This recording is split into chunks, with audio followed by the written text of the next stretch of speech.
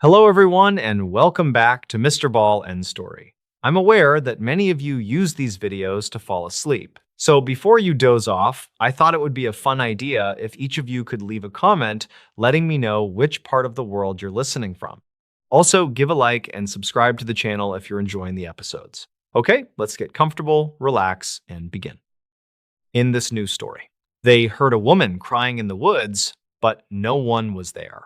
The rugged stretch of the White Pass and Yukon route, winding through the boundary between Alaska and British Columbia, remains one of the most geographically isolated corridors in North America.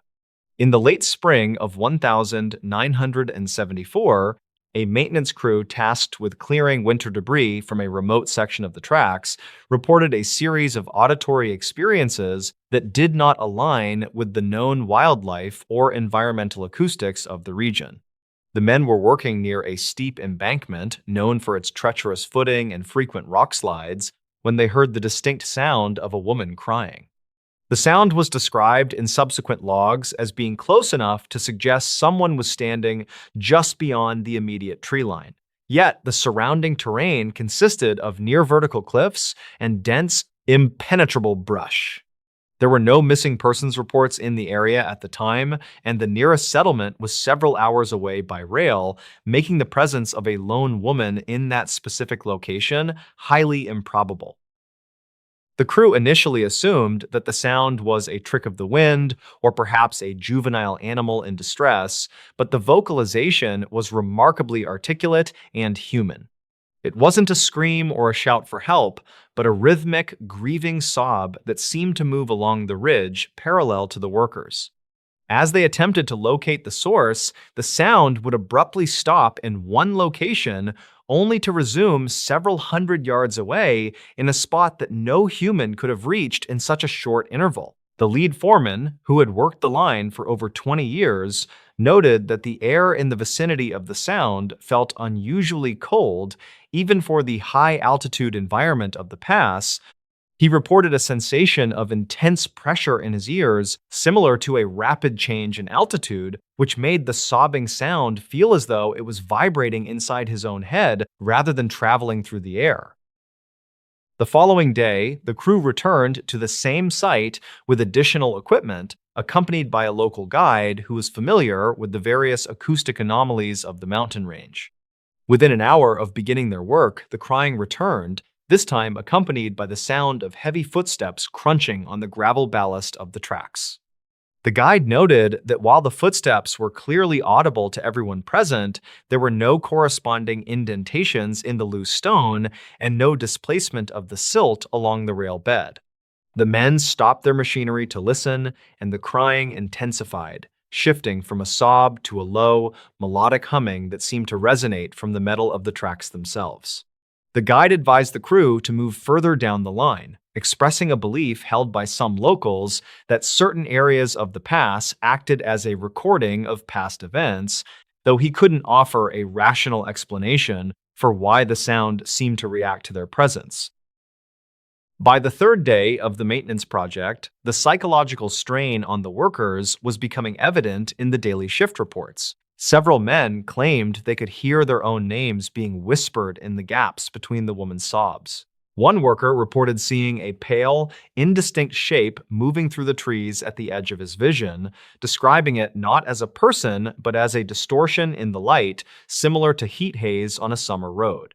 When he turned to look directly at the area, the shape would vanish, leaving behind a smell that he described as ozone and wet earth. The crew's communication radios began to malfunction during these episodes, emitting a steady stream of static that occasionally broke into fragmented, unintelligible speech in a language none of the men recognized. The technicians who later inspected the radios found no mechanical defects, noting that the interference seemed to be localized to a specific 300-yard stretch of the pass. The escalation of the incident occurred when the crew's dog, a large Malamute used to warn of bears, refused to leave the maintenance car and spent the afternoon whimpering in a corner. The animal's behavior was cited by the crew as the most disturbing element of the week, as the dog was a veteran of the backcountry and had never shown fear toward wolves or grizzlies. At the same time, the dog began to cower. The crying sound moved directly onto the tracks, positioned between the workers and their transport vehicle. The men described a sudden loss of color in the environment, with the vibrant greens of the spring foliage turning a dull, ashen gray. They felt a profound sense of grief that they couldn't explain, an emotional weight that made it difficult for them to continue their work or even speak to one another. The foreman made the executive decision to pull the crew from the site early, citing unsafe working conditions and equipment failure. The railway company conducted a brief internal investigation into the reports, sending a supervisor to the location to verify the crew's claims. While the supervisor did not hear the crying during his 4-hour stay, he did report a series of magnetic anomalies that caused his handheld compass to spin erratically. He also noted that the temperature in that specific section of the pass was consistently 12 degrees lower than the areas immediately surrounding it. He found a series of strange markings on the wooden rail ties, described as scorched geometric patterns that didn't resemble any known maintenance codes or vandalism. The supervisor concluded that while he couldn't confirm the presence of a person or an entity, the area was experiencing some form of atmospheric or geological disturbance that was affecting the crew's perception and equipment.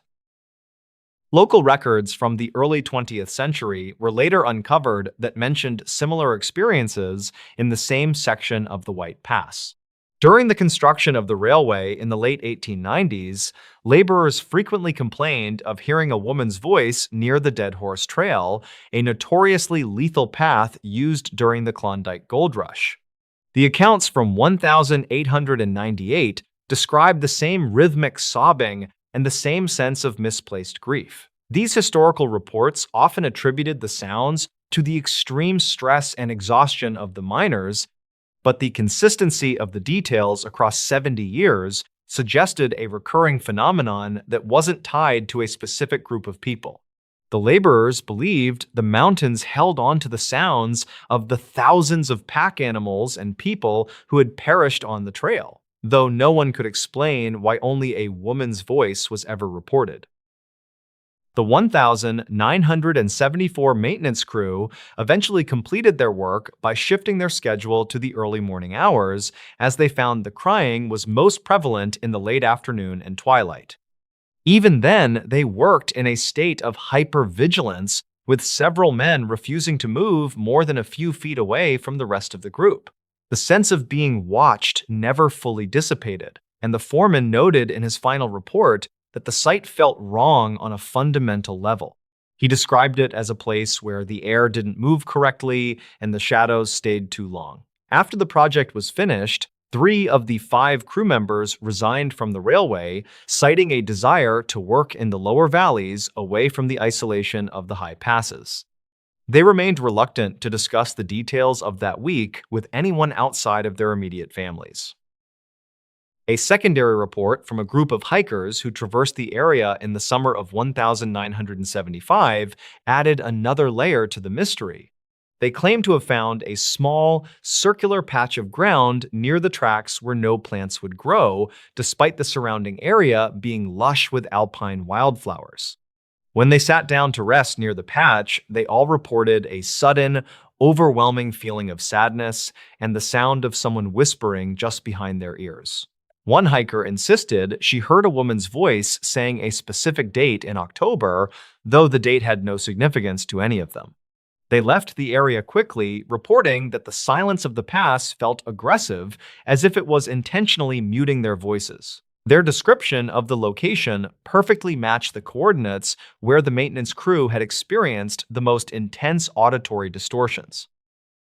The phenomenon of the crying woman has never been officially explained by acoustic experts or psychologists. Some researchers of the unexplained have suggested that the high quartz content in the surrounding granite might act as a natural transducer, catching and replaying sounds under specific atmospheric conditions. Others point to the unique shape of the valley, which might create an acoustic trap for distant sounds, though this doesn't explain the reactive nature of the voices or the physical sensations reported by witnesses.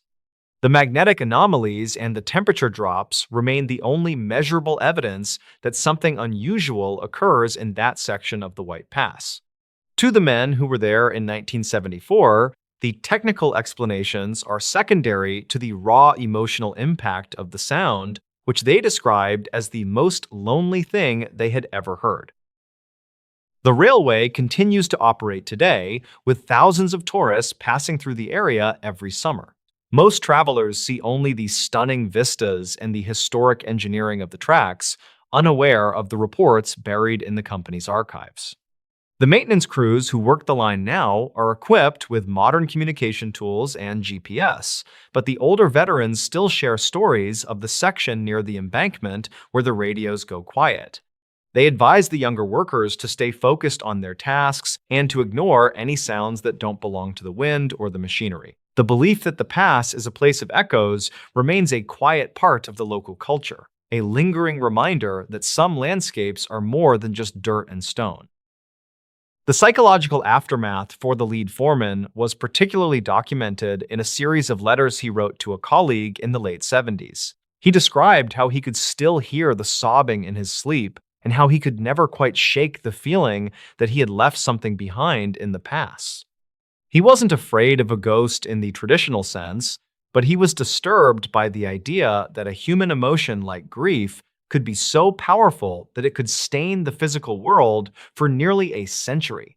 He spent much of his retirement researching the history of the gold rush, trying to find a name or a face that might fit the voice he heard, but the records were too fragmented, and the casualties of the trail were too numerous. The voice remained anonymous, a collective representation of a tragic era.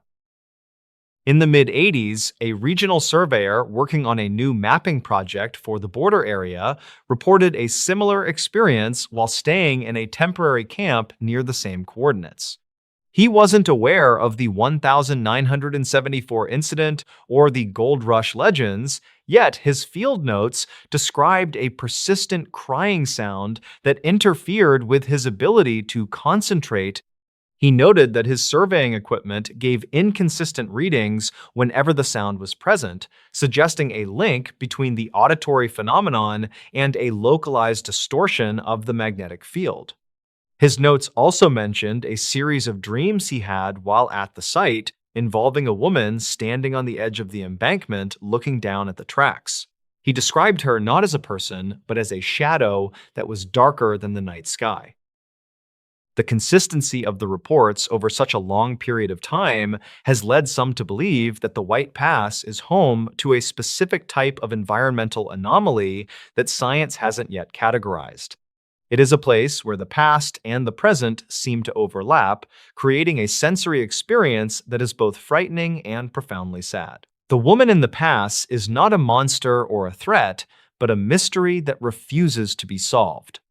She is a reminder that there are still parts of the North that haven't been fully explored or understood, where the environment itself seems to remember things that the rest of the world has forgotten. The tracks continue to hum with the passage of the trains, and the wind continues to howl through the canyons, but the crying in the pass remains a constant, silent presence. There is a specific detail from the 1974 crew that often gets overlooked in the more sensational versions of the story.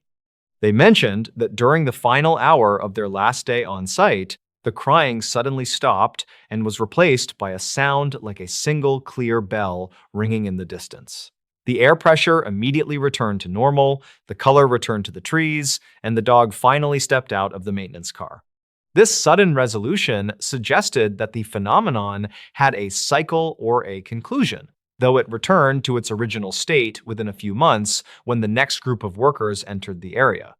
This cyclical nature points toward a natural process, albeit one that involves sensory and emotional elements we don't fully comprehend. The White Pass remains a site of immense beauty and hidden depths. The story of the crying woman is just one of many that have emerged from the rugged borderlands, where the boundary between two countries is also a boundary between the known and the unknown. Whether the sound is a geological quirk, an acoustic trick, or a genuine imprint of a historical tragedy, its impact on those who hear it is undeniable.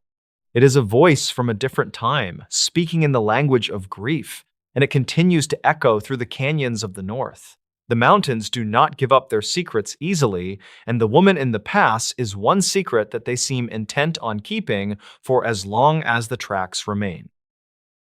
The 1974 foreman once said that the most disturbing thing about the crying wasn't the sound itself, but the way it made him feel like a trespasser in his own life. He felt as though he had stepped into a room where a private conversation was happening, a conversation that had been going on since before he was born and would continue long after he was gone. This sense of being an outsider to a larger, invisible process is a common theme in high wilderness encounters. It is a reminder of the scale of the world and the limitations of human perception. The woman in the pass is a small part of that scale, a lone voice in a vast and indifferent landscape. As the years pass and the witnesses of the 1974 incident grow fewer, the story has begun to fade into the broader folklore of the Yukon. It is occasionally mentioned in regional history books as a curious footnote to the maintenance of the line, but the raw terror and sadness felt by the men are often lost in the retelling. Yet, for those who find themselves alone in the White Pass during the long twilight of a northern spring, the air still feels a little too cold, and the silence still feels a little too heavy. They keep their eyes on the tracks and their ears open for the sound of a train, hoping that the only thing they hear is the wind in the spruce trees. The regional archives in Skagway still hold the original maintenance logs from that week in 1974. Their pages yellowed with age, but the handwriting still clear. They stand as a primary document of a group of rational men confronted with the irrational.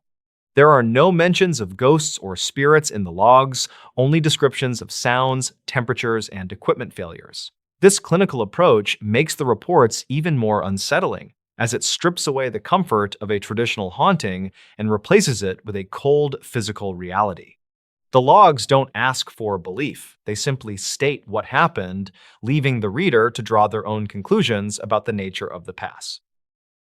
In 1992, an acoustic researcher from a Canadian university spent a week in the pass with high-sensitivity recording equipment, hoping to capture the crying woman on tape. He recorded hours of wind noise, the creaking of the tracks, and the occasional bird call, but he never heard the sobbing. However, when he returned to the lab to analyze the tapes, he found several sections of the recording where the background noise was completely replaced by a low-frequency hum that didn't correspond to any known environmental source. The hum appeared to have a rhythmic quality, almost like a slow, deep breathing. He couldn't explain how the sound was captured when he hadn't heard it at the time, leading to further questions about the relationship between the phenomenon and human consciousness. The White Pass and Yukon route remains a testament to human ingenuity and the drive to conquer the wilderness. But stories like the crying woman suggest that the conquest is never truly complete. There are parts of the land that remain wild, not because they haven't been built upon, but because they operate on a logic that we can't influence. The woman in the pass is a permanent resident of that wild space, a figure carved out of sound and shadow. She is a part of the mountain now, as much as the granite and the ice, and she will likely be there for as long as the wind has a canyon to blow through. For the tourists who ride the train today, the experience is one of luxury and spectacular views. They look out the windows at the same embankments and the same tree lines where the maintenance crew once stood in fear. They don't hear the crying over the sound of the engine and the chatter of their fellow passengers. But sometimes, when the train slows down to negotiate a particularly tight curve and the cabin goes quiet for a moment, a passenger will look out into the brush and see a pale shape moving through the trees. They'll tell themselves it was a patch of snow or a birch trunk, and they'll turn back to their conversation, unaware that they've just glimpsed the woman who never left. The 1974 incident remains a significant event for those who study the intersection of geography and psychology. It illustrates how a specific location can have a profound effect on the human mind, creating a shared experience that defies easy explanation.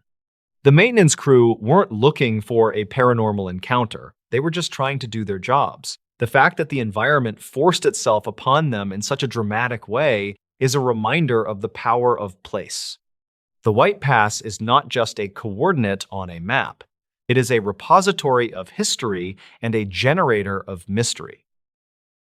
The final report from the supervisor who investigated the site mentioned that he found a small, rusted locket in the silt near the tracks. It was empty and had no identifying marks, but its presence in such a remote location was unusual.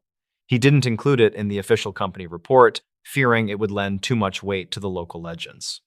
He kept it in his desk for years, a small piece of metal that felt colder than it should have. He eventually returned it to the pass, burying it near the embankment where the crying was loudest. He said he did it to give the voice something to hold on to, though he couldn't explain why he felt that was necessary. The woman in the White Pass continues to be a subject of quiet speculation among those who know the region's history. She is a bridge between the desperate days of the gold rush and the modern world of the railway. She is a reminder of the thousands of stories that were started on the trail but never finished, the lives that were lost to the cold and the rugged terrain. Her voice is the only thing that remains of those forgotten people, a single, grieving sob that carries the weight of a century. The mountains are large enough to hold that grief, and the pass is long enough for the echo to never truly end. The 1974 crew members are mostly gone now, their stories passed down to children and grandchildren who may or may not believe them, but the logs remain and the coordinates are still there. The embankment hasn't changed, and the trees still grow thin and stunted in the high-altitude air. The railway still runs and the trains still climb the steep grades of the pass. And sometimes, when the conditions are just right and the air goes still, the crying begins again, moving along the ridge and whispering names into the wind. It is a part of the North, a part of the pass, and a part of the history of the people who tried to tame the mountains is less than number hashon. Zero hash is greater than. The enduring nature of the mystery is what keeps it alive in the regional consciousness. It's not a story with a beginning, middle, and end, but a continuous state of being. The woman in the pass is a fixture of the landscape, a sensory landmark for those who know how to listen. She doesn't need a name or a backstory to be real to those who have heard her. The raw fact of her voice is enough. It is a sound that cuts through the noise of the modern world and connects the listener to a more primal emotional reality. It is the sound of the White Pass, and it is a sound that will never be silenced. The transition from the 1,898 accounts to the 1,974 reports and beyond shows a remarkable stability in the phenomenon. The world changed around the White Pass, but the crying remained the same. It didn't evolve into a different sound or move to a different location. It stayed anchored to that specific stretch of track and that specific embankment. This stability suggests an environmental cause, something built into the very structure of the valley itself.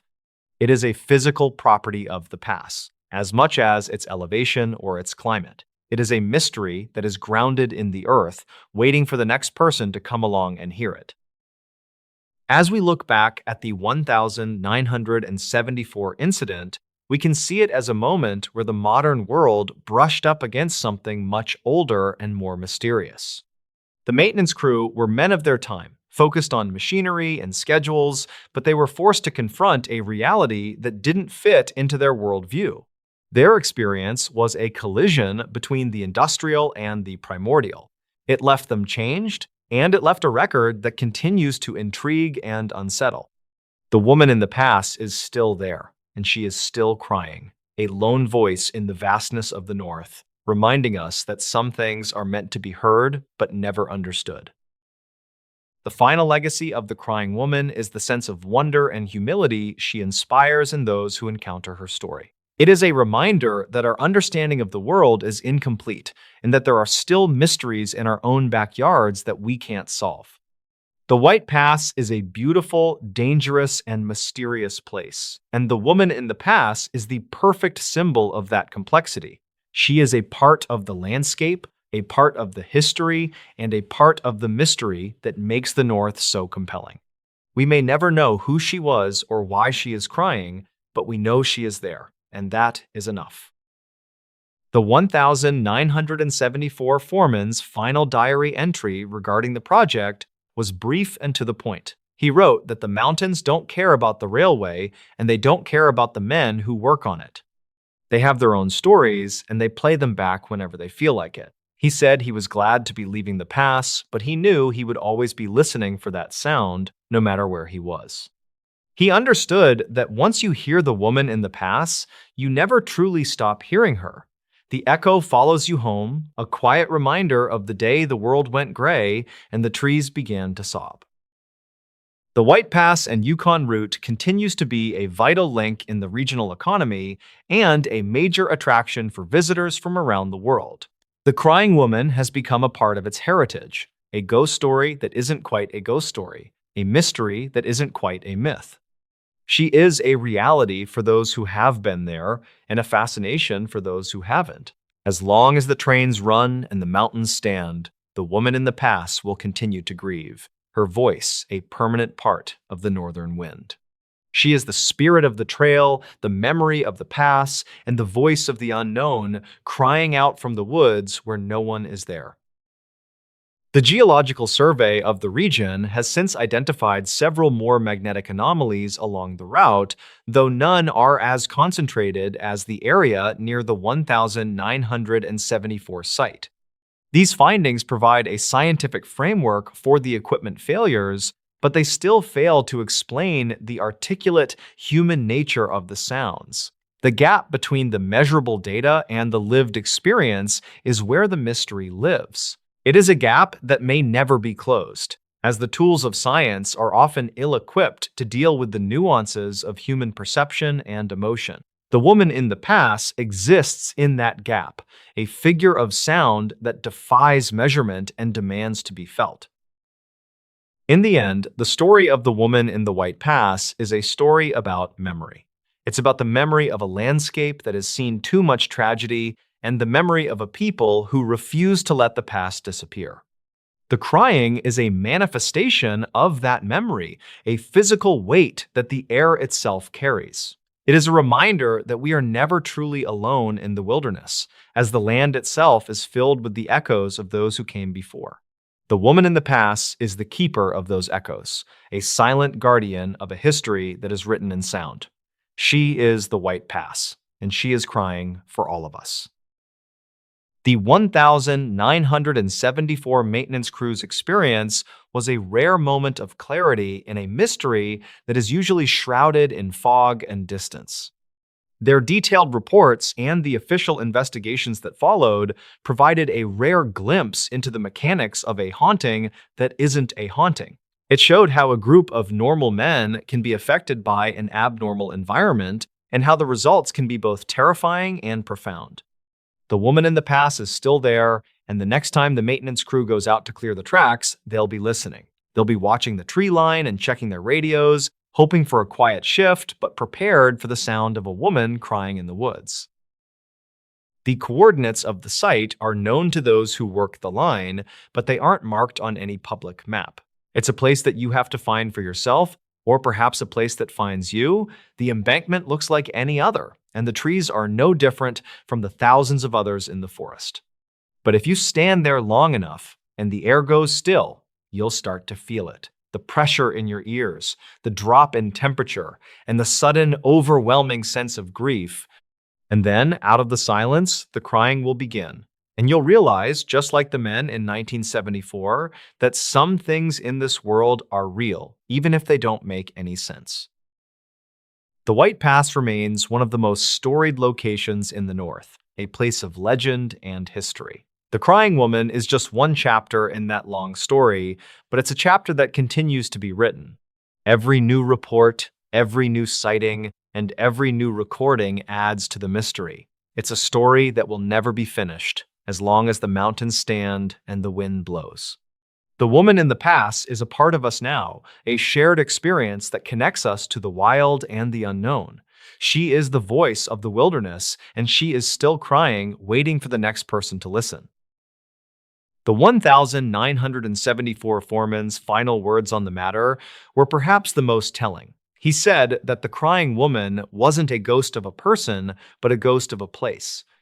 She was what happens when a landscape is pushed to its breaking point and then forced to remember it forever. He didn't know if that was true, but it was the only thing that made sense to him. It gave the sound a purpose and a meaning, even if it didn't make it any less frightening. The woman in the pass is the memory of the White Pass, and she will never let us forget what happened on the trail. The sun sets over the peaks of the Alaska Range, casting long shadows across the valley. The train whistle echoes in the distance, a modern sound in an ancient world. The maintenance crew packs up their tools and heads back to the station, the day's work done. The pass goes quiet, the only sound the rustle of the wind in the spruce trees. And then, from the embankment near the tracks, a low, rhythmic sob begins. It moves along the ridge, parallel to the empty rails, a voice crying out in the wilderness. There is no one there to hear it, but the sound doesn't care. It has its own reasons and its own story to tell. The White Pass is a place of beauty and tragedy, and the crying woman is the embodiment of both. She is a reminder of the power of the land and the endurance of human emotion. She is a mystery that refuses to be solved, a voice that refuses to be silenced. She is the woman in the pass, and she is still there, crying in the woods where no one is there. And as long as the mountains stand and the wind blows, she will continue to be a part of the North, a permanent resident of the White Pass, a mystery that will never end. In this new story, the security camera caught someone watching the house for 6 hours straight. The sense of security provided by high-definition residential surveillance systems is often based on the assumption that the cameras act as a deterrent to any outside observation.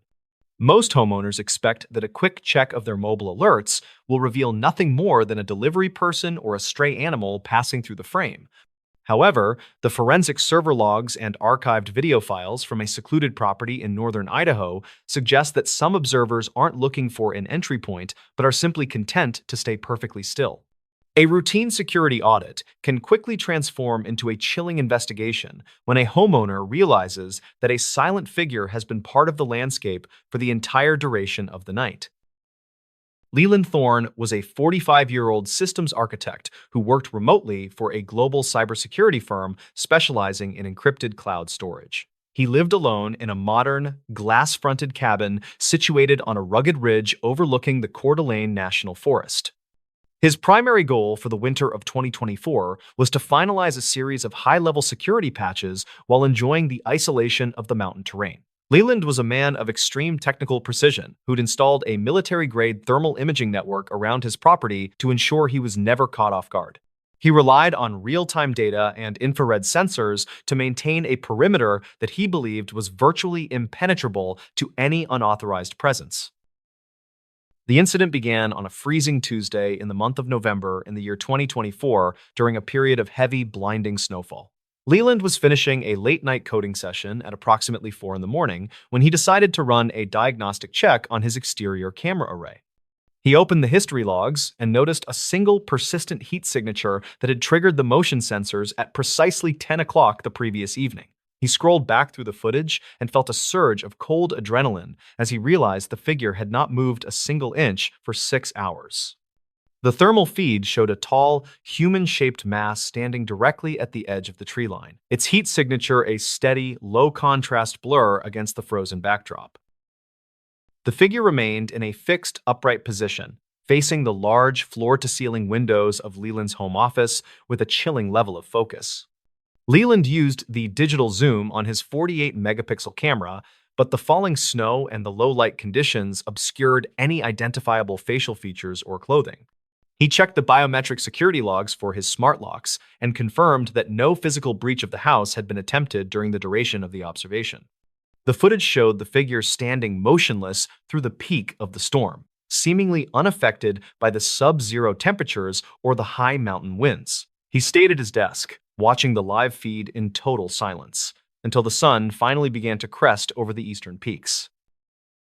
The next morning, Leland began a step-by-step investigation of the perimeter by reviewing the local server records and the archived notes from the original land survey. He was a meticulous professional who kept detailed records of every environmental sensor spike and network ping that occurred on his private grid. He discovered that the area where the figure stood was a rocky outcrop that had once housed a makeshift observation post during the early 1950s.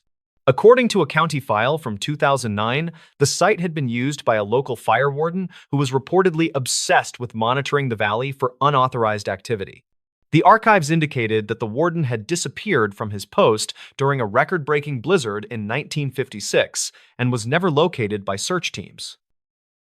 He searched the digital archives of the local historical society and found a series of recordings from the original developers who'd attempted to build on the ridge decades ago.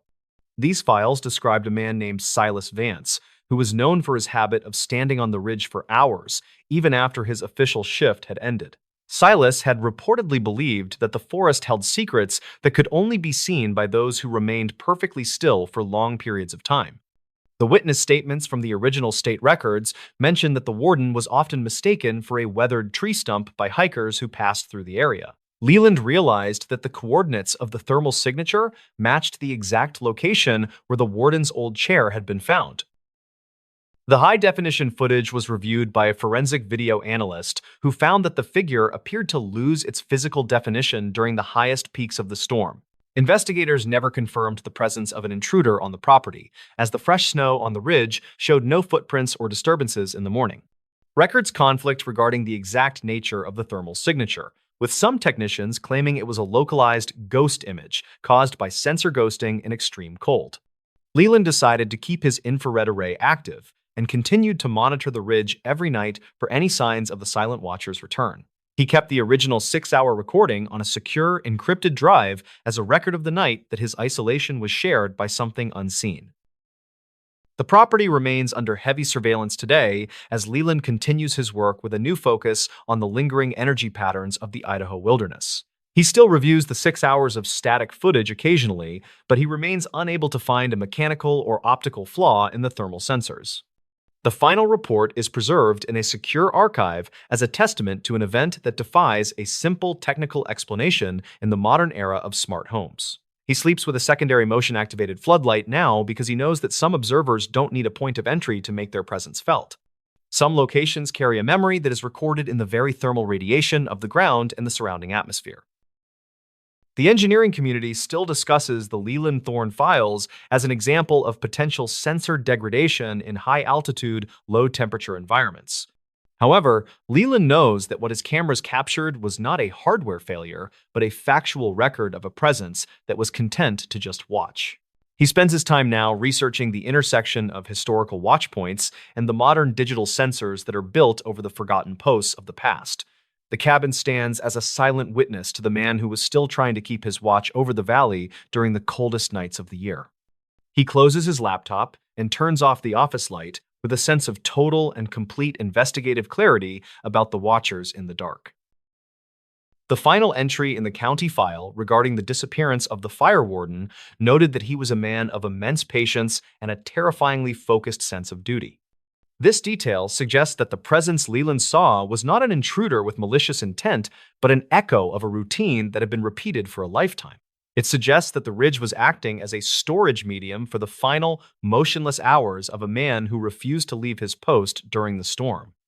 Leland believes that the thermal signature was a bridge between the past and the present that allowed a forgotten duty to be seen one last time. The figure on the ridge was merely a reminder that the landscape remembers everyone who has ever stood their ground against the elements. The quiet ridges of northern Idaho rarely make the national news for anything other than routine forest management reports and standard seasonal weather updates. Yet underneath the surface of the modern security networks, there are stories that remain recorded in the deep, unindexed layers of the local digital archives. Leland Thorne is one of the few who has a factual record of the recurring impossible hidden on a secure and encrypted drive for future study. He continues to document every thermal spike with the same professional objectivity because he knows that the truth is often found in the things that stay still. The reality of the 6-hour watcher is a mystery that requires us to acknowledge the things that we cannot simply explain away with code. The study of the ridge's electromagnetic and thermal resonance was completed in the spring of 2025, and the results were filed under restricted access. No further long-duration sightings have been reported by Leland, as the property's grounding system was updated to maintain a more consistent electrical environment. The memory of the figure standing at the tree line remains the only proof that something consistent and deliberate occurred in that frozen and isolated space. Leland has moved on with his career, but he never forgets to check the 10 o'clock logs every single morning when he first logs into his server. He knows that the past is always looking for a way to leave a heat signature on the technology and the lives of the future. The legacy of the fire warden is now a part of the local lore that the forest rangers discuss in their private radio channels during the long winter patrols. They talk about the man who vanished in the storm and the system's architect who found the heat of a ghost on his thermal tablet. For Leland, it isn't a story for a campfire, but a technical record of a night that changed his understanding of what it means to be truly alone. He continues to design his security protocols with a new perspective on the true meaning of a secure and private environment for his career. The cameras are only the beginning of the observation of a world that we're still learning to measure in the darkness. The final report on the property noted that the outcrop had experienced a localized atmospheric phenomenon known as thermal trapping due to the unique shape of the ridge. This discovery provided a potential scientific basis for the visual anomalies that Leland had originally sought to quantify with his professional-grade sensors. It suggests that the ridge was acting as a natural mirror for the heat of the Earth and the forgotten structures that once stood in the valley below. Leland looks at the tree line and wonders how many other people are being watched by the stories of those who built the frontier. He understands now that the most important data is often the kind that requires 6 hours of patience to even notice. The cabin remains a dark silhouette against the Idaho skyline, while the system's architect continues to search for the patterns in the encrypted data. Leland Thorne keeps his focus on the code, but he's always watching for the shape of a man who doesn't belong to the living world anymore. He knows that the archives are full of messages that are waiting for the right moment to be seen by an objective and technical observer. The silence of the mountain is no longer a void, but a space that is filled with the history of everything that happened before he arrived. He sleeps soundly now, knowing that the watchman has finally been documented and found his way back into the digital archives of the past. In this new story, you don't whistle at night in Appalachia. The dense forests and ancient ridges of the Appalachian Mountains in the eastern United States have long been the subject of reports involving auditory anomalies that defy standard acoustic explanation. Local archives and regional newspaper records from the late 20th century contain numerous accounts of hikers and residents experiencing sounds that appeared to mimic human distress or familiar voices with unsettling precision. These incidents are frequently documented in the high-altitude regions of the Blue Ridge and Great Smoky Mountains, where the complex topography creates unpredictable echoing patterns. Witnesses often describe a specific phenomenon where a familiar voice is heard calling from a location that is physically inaccessible or demonstrably empty at the time. Park officials and researchers have historically attributed these reports to a combination of wind shear, local wildlife like mountain lions, and the psychological effects of prolonged isolation in deep wilderness environments. In the summer of 1994, a research assistant named Elias Thorne was stationed in a remote section of the Great Smoky Mountains to conduct a survey of local migratory patterns. Thorne was a 29-year-old graduate student with extensive experience in wilderness survival and field observation who was used to spending long periods alone in the woods. He was assigned to a high-elevation ridge that remained largely undisturbed by commercial tourism or heavy hiking traffic due to its difficult terrain. His primary objective was to maintain a series of acoustic recording stations designed to capture the vocalizations of rare bird species for a university study. The environment was characterized by steep inclines and dense laurel thickets, and a persistent fog that often reduced visibility to less than 30 feet during the early morning hours. Thorne lived in a small state-owned cabin that was accessible only by a narrow packed trail and remained miles away from the nearest paved road or permanent human settlement. According to archived field notes recovered from the Regional Forestry Department, the first week of the assignment passed without any significant deviation from standard operating procedure. Thorne recorded routine environmental data and maintained his equipment according to the strict protocols established by the university research team. On the evening of July 12th, the weather shifted as a localized thermal inversion trapped a heavy layer of moisture against the high ridge. Thorne reported in his daily log that the forest became unusually silent, with a total absence of the typical insect and bird activity that usually defined the nights. At approximately 11:45 in the evening, he heard a sound originating from the deep ravine directly below the cabin porch that caught his attention. The sound was a clear and high-pitched whistle that appeared to be mimicking a tune he had been humming to himself earlier that afternoon. Thorne didn't immediately respond to the whistle because the distance and the vertical terrain made the presence of another person highly improbable at that late hour. He remained inside the cabin and observed the perimeter through the single window facing the dark ravine, but saw no movement. The whistling continued for nearly 20 minutes, repeating the same 4 notes at precise 60-second intervals without any variation. Each repetition lacked the natural breathiness of a human whistle, sounding more like a synthesized or mechanical reproduction played through a speaker. Regional dispatch logs from that night show no reports of missing persons or emergency signals in the surrounding 30-mile radius of the ridge. Thorne noted in his journal that the sound appeared to stay at a fixed point, despite the swirling wind that should have caused the audio to drift across the valley. The following morning, Thorne conducted a physical inspection of the ravine to identify any signs of a human presence or discarded electronic equipment that might explain the noise.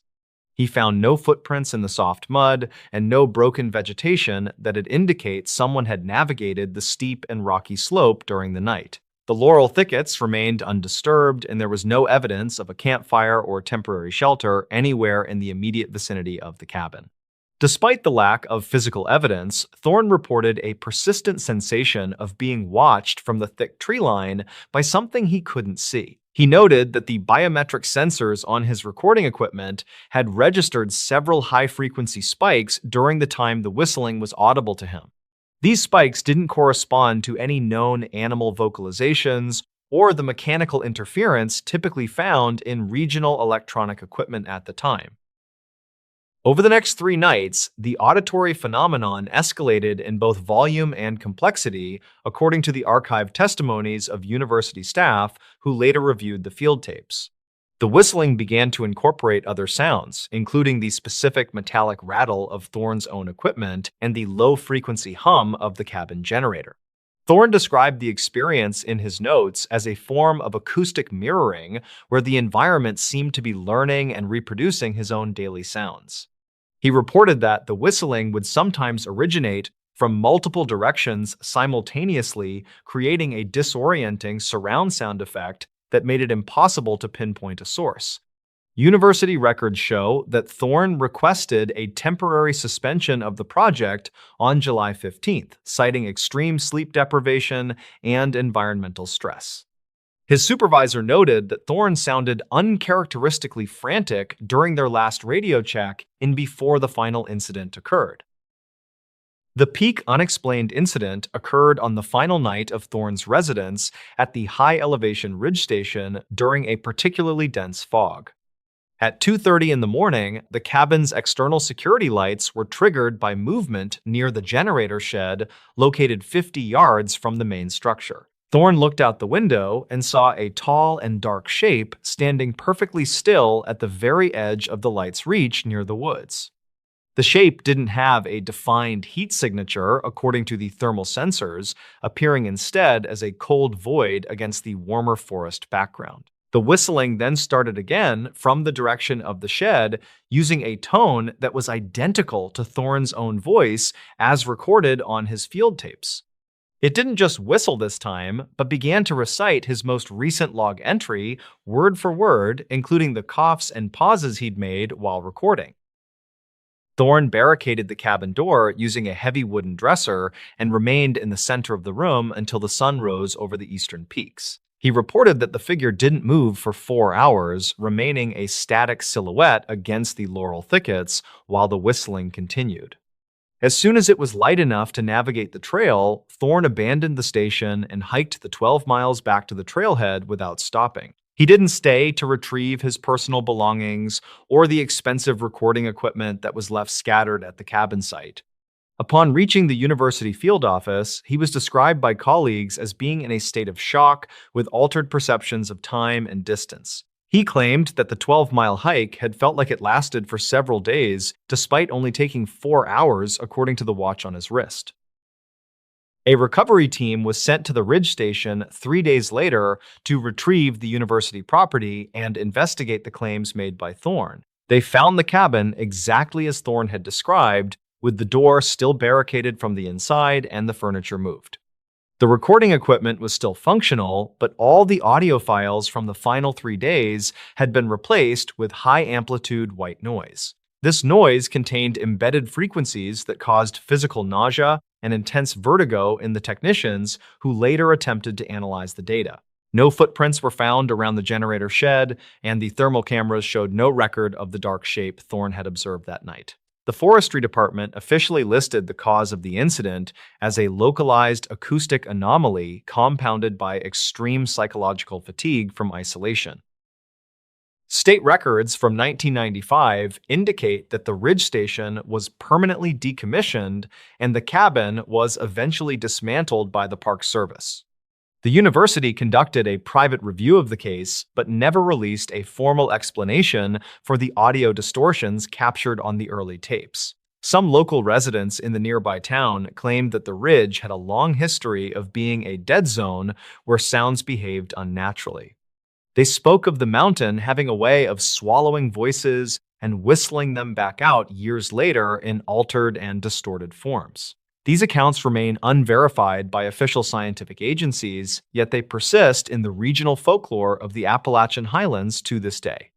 Thorne himself never returned to the mountains and transitioned into a career in data analysis that didn't require any field work or wilderness travel. The case of Elias Thorne remains a point of contention among researchers of environmental psychology and regional wilderness phenomena in the United States. Some argue that the unique mineral composition of the ridge created a natural recording medium that could play back ambient sounds under specific conditions. Others point to the possibility of a rare type of infrasound caused by wind moving through the ravines, which is known to cause hallucinations and dread.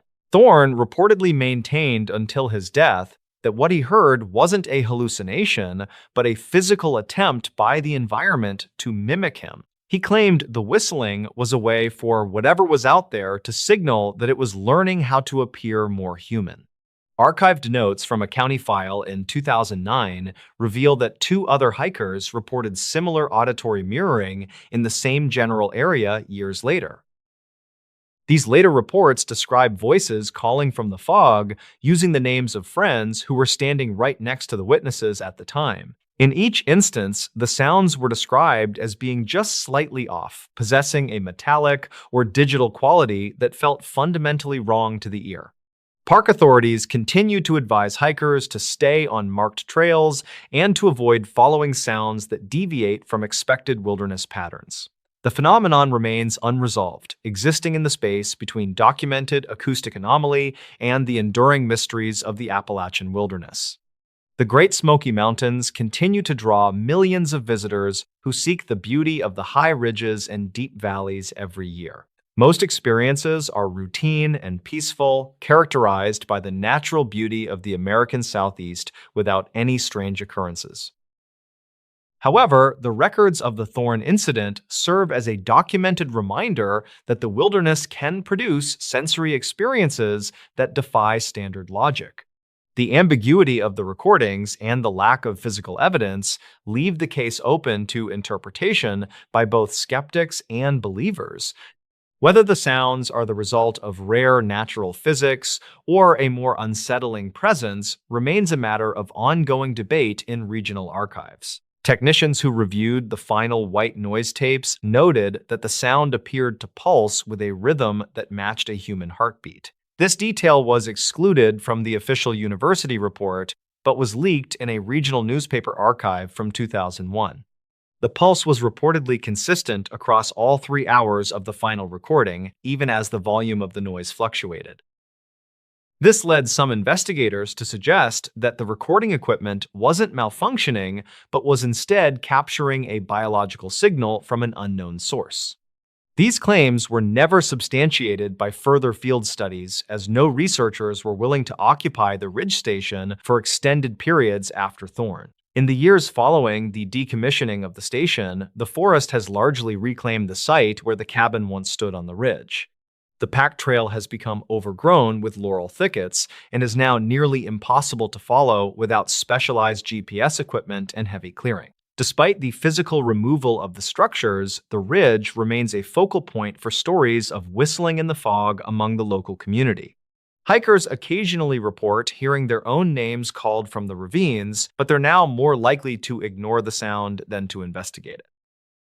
The legacy of the Thorn incident persists as a factual record of a time when the mountains appeared to talk back to a researcher. The psychological impact on the university staff involved in the recovery effort was significant, with several reporting recurring nightmares of being watched.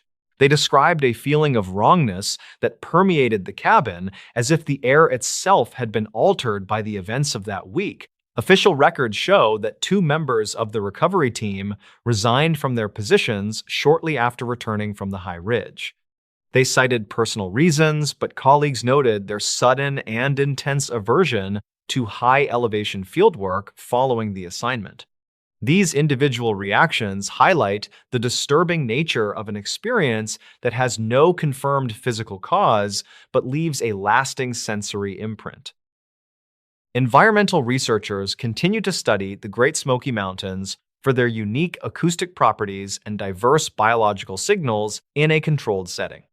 The region remains a vital part of the American wilderness, offering insights into the complex interactions between terrain and sound propagation.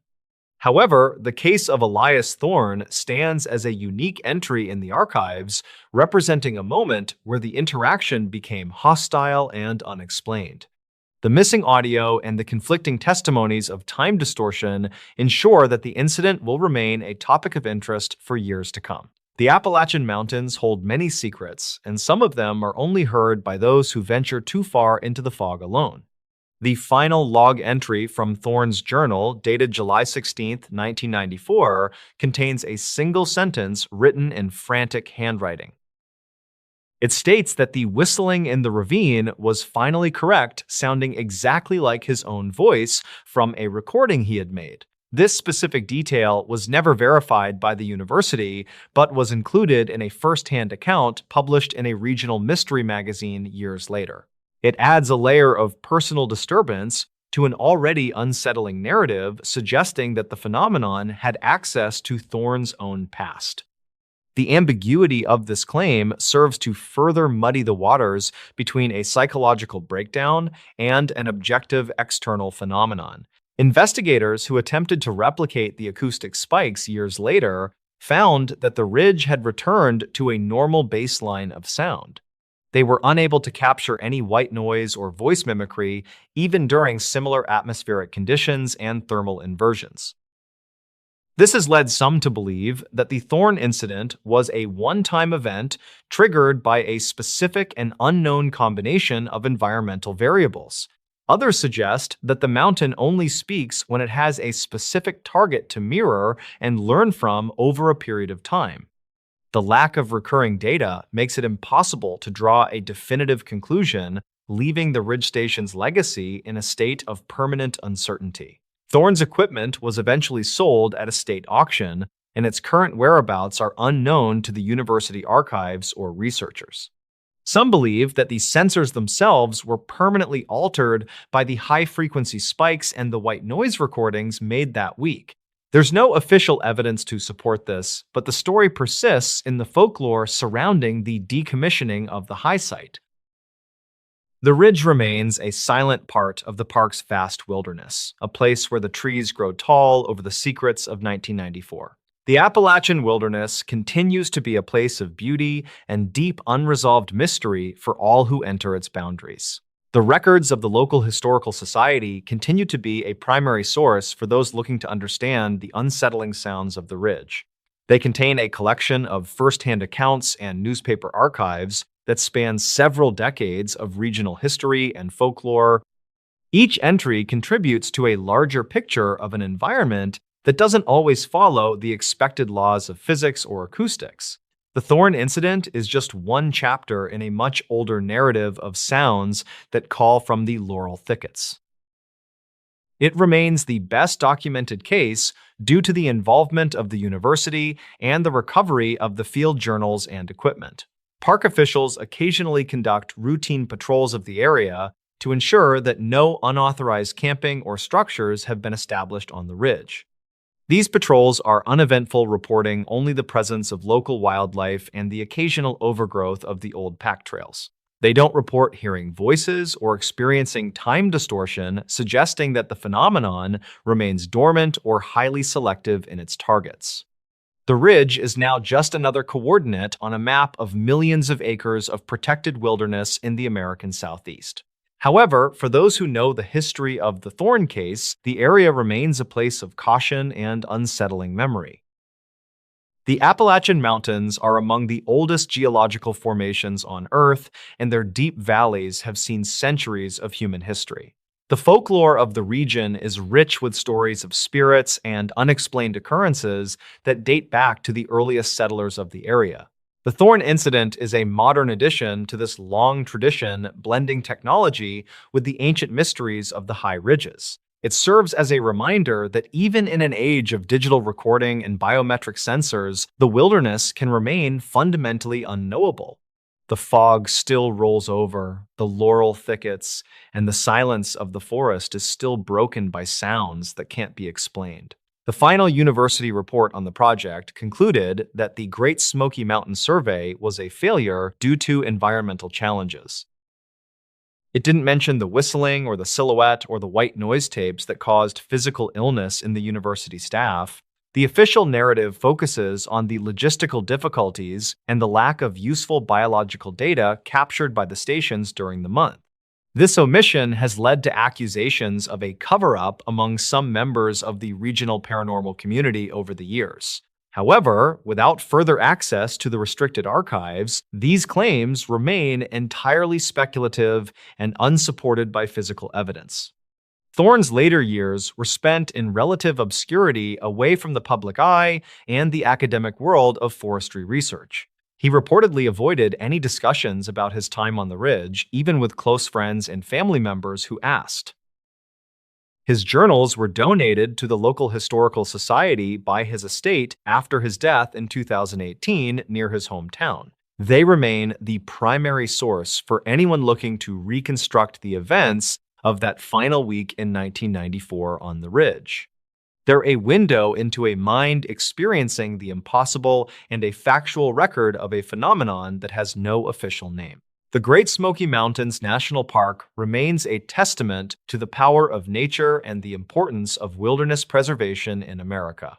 It's a place where millions find peace and connection with the natural world in the mountains of the Southeast. But it's also a place that holds records of events that defy the very science we use to study it. The case of the ridge station and the mimicked whistling is a permanent part of that landscape recorded in the archives of those who were there. It remains a disturbing, non-criminal incident that continues to intrigue and unsettle those who seek the truth about the ridge. Final review of the Thorn incident highlights the enduring ambiguity of witness perception in extreme and isolated environments. The lack of physical traces like footprints or camera footage of the entity makes it impossible to confirm an external presence.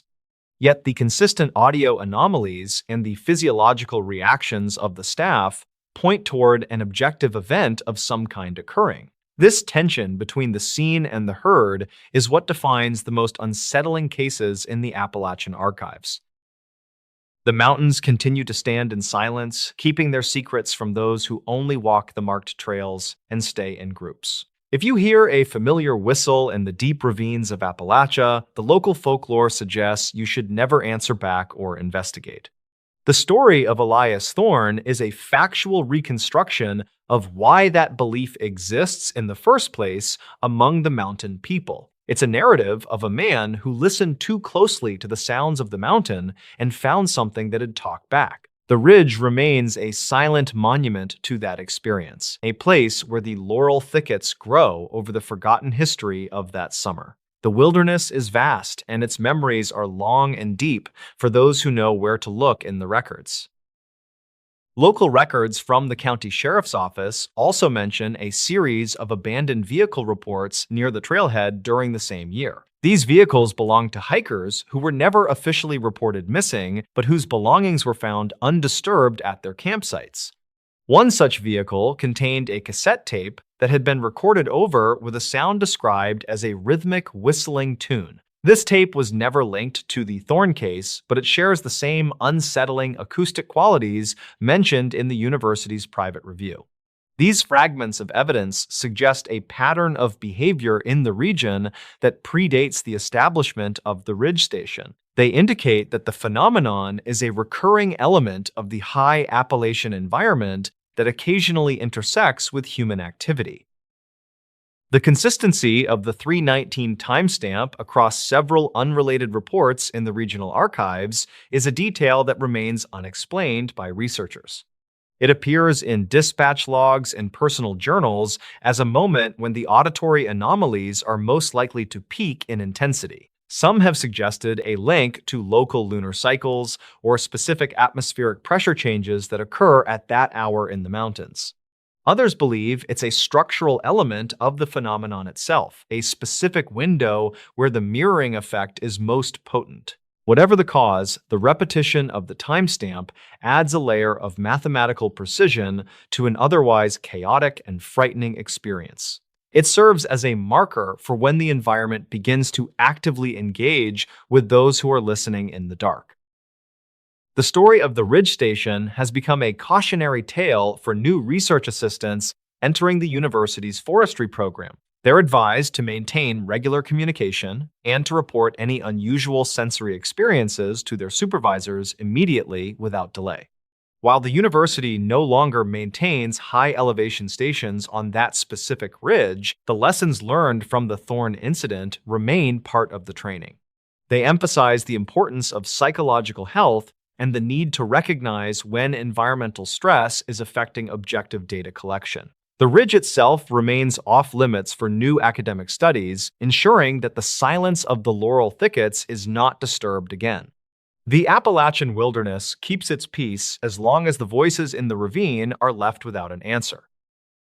Final analysis of the biometric data recovered from Thorne's smartwatch showed that his sleep cycles were disrupted by external acoustic frequencies. These frequencies were below the threshold of human hearing, but were captured by the high-sensitivity microphones on the ridge. They appeared to oscillate in a pattern that is known to induce feelings of paranoia and extreme physical discomfort in human subjects. This suggests that the environment was producing a physical stimulus that directly affected Thorne's perception of the events he was recording. The origin of these frequencies remains a mystery, as no known geological or biological source in the region produces them. They stand as the only surviving physical evidence of the strange conditions that existed on the ridge in 1994. The Appalachian Trail continues to be a place of adventure and challenge for thousands of hikers who traverse its length every year. They walk through the ancient forests and over the high ridges, experiencing the majesty of the eastern mountains in all seasons. For most, the only sounds they hear are the wind in the trees and the calls of the local wildlife as they pass. But for a few, the silence of the woods is broken by a whistle or a voice that sounds far too familiar to be a coincidence. Those who know the history of the Thorn incident walk a little faster when the fog rolls in and the forest goes quiet. They know that in Appalachia, some sounds are better left ignored and some questions are better left unasked in the dark. In this new story, the baby monitor recorded a voice that knew everyone's name. The security of a modern nursery is often entrusted to digital monitoring systems that provide parents with a constant audio and visual connection to their children. Most people believe that these devices are secure portals that only allow authorized users to listen in on the quiet sounds of a sleeping infant. However, the internal server logs and archived audio files from a suburban home in Northern Virginia suggest that some signals are not as private as they seem. A routine evening of monitoring can quickly transform into a chilling investigation when the device begins to broadcast information it should not know. Kellen Thorne was a 36-year-old cybersecurity consultant who spent his professional hours identifying critical vulnerabilities in the networks of major financial institutions. He lived in a newly constructed smart home with his wife and their 10-month-old daughter in a quiet residential neighborhood. His primary goal for the weekend in the year 2024 was to finalize a security audit for a local data center project. Kellen was a man who understood the risks of connected technology and had implemented advanced encryption protocols on every device in his household. He took great pride in the fact that his family lived in what he considered a digital fortress against any external threats. The incident began on a humid Saturday night in the month of August in the year 2024 while a light rain fell outside. Kellen was sitting in the living room with the baby monitor tablet active on the coffee table while his daughter slept upstairs. He checked the digital display and noticed that the audio levels were spiking even though the nursery remained perfectly still and quiet. Suddenly, a soft and melodic voice began to emerge from the speaker of the monitor that did not belong to his wife. He froze when the voice clearly whispered the full legal name of his daughter, followed by a very specific and personal. The voice continued to speak and accurately identified Kellen and his wife by their first names, despite them never being programmed into device. Kellen felt a surge of adrenaline as he realized the monitor was recording a voice that seemed to have intimate knowledge of his. He immediately grabbed his laptop to check the network traffic logs to see if an unauthorized user had breached his secure home. The logs indicated that no external IP addresses were connected to the monitor, and the encryption remained fully intact during the event. He ran upstairs to the nursery and found his daughter sleeping soundly while the voice continued to hum a familiar lullaby. The next morning, Kellen began a step-by-step investigation of the hardware by reviewing the manufacturer diagnostic logs and the local storage. He was a meticulous professional who kept detailed records of every software update and patch he had applied to the smart home system. He discovered that the monitor had been capturing and storing small fragments of ambient conversation from the living room for several months. The logs revealed that the internal artificial intelligence of the camera was attempting to categorize every distinct voice it heard in the. According to the archived system notes, the device was programmed to recognize names, to provide a more personalized user experience for parents. He searched the digital archives of the cloud server and found a series of recordings that were labeled as unrecognized background noise events. Kellen played the files and heard the same melodic voice repeating the names of his extended family members who had visited recently. He found a hidden directory in the firmware that contained a detailed profile of his family that the device had built itself. The profile included birthdays and professional titles and even the names of their childhood pets that were mentioned in casual kitchen conversations.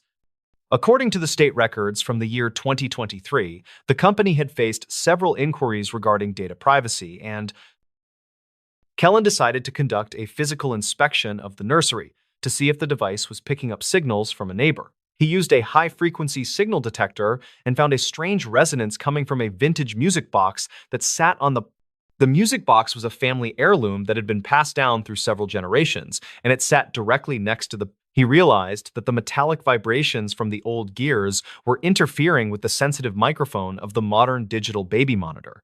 The voice he heard was actually a distorted playback of his own wife speaking in the kitchen months ago during a holiday. The sophisticated software in the monitor had taken those distorted audio fragments and attempted to reconstruct them into a coherent and recognizable. It had used the names it learned from previous recordings to fill in the gaps of the low-quality audio signal. Kellen realized that the voice was not an intruder or a ghost, but a product of an overactive and glitching machine. The AI had essentially created a composite voice that knew everything about his family because it had been listening to them constantly. He felt a sense of relief, but also a deep concern for the invasive nature of the technology he had trusted. He immediately disconnected the smart monitor and replaced it with a simple analog device that did not have any internal data storage. Kellen updated his security blog to warn other parents about the potential for smart devices to create their own digital haunting events. He shared his findings with the manufacturer, who reportedly opened an internal investigation into the autonomous behavior of their voice recognition software. The house returned to its normal state of privacy, and the nursery remained quiet for the rest of the long summer. He understood that even the most secure fortress has vulnerabilities that are built into the very code of the modern world.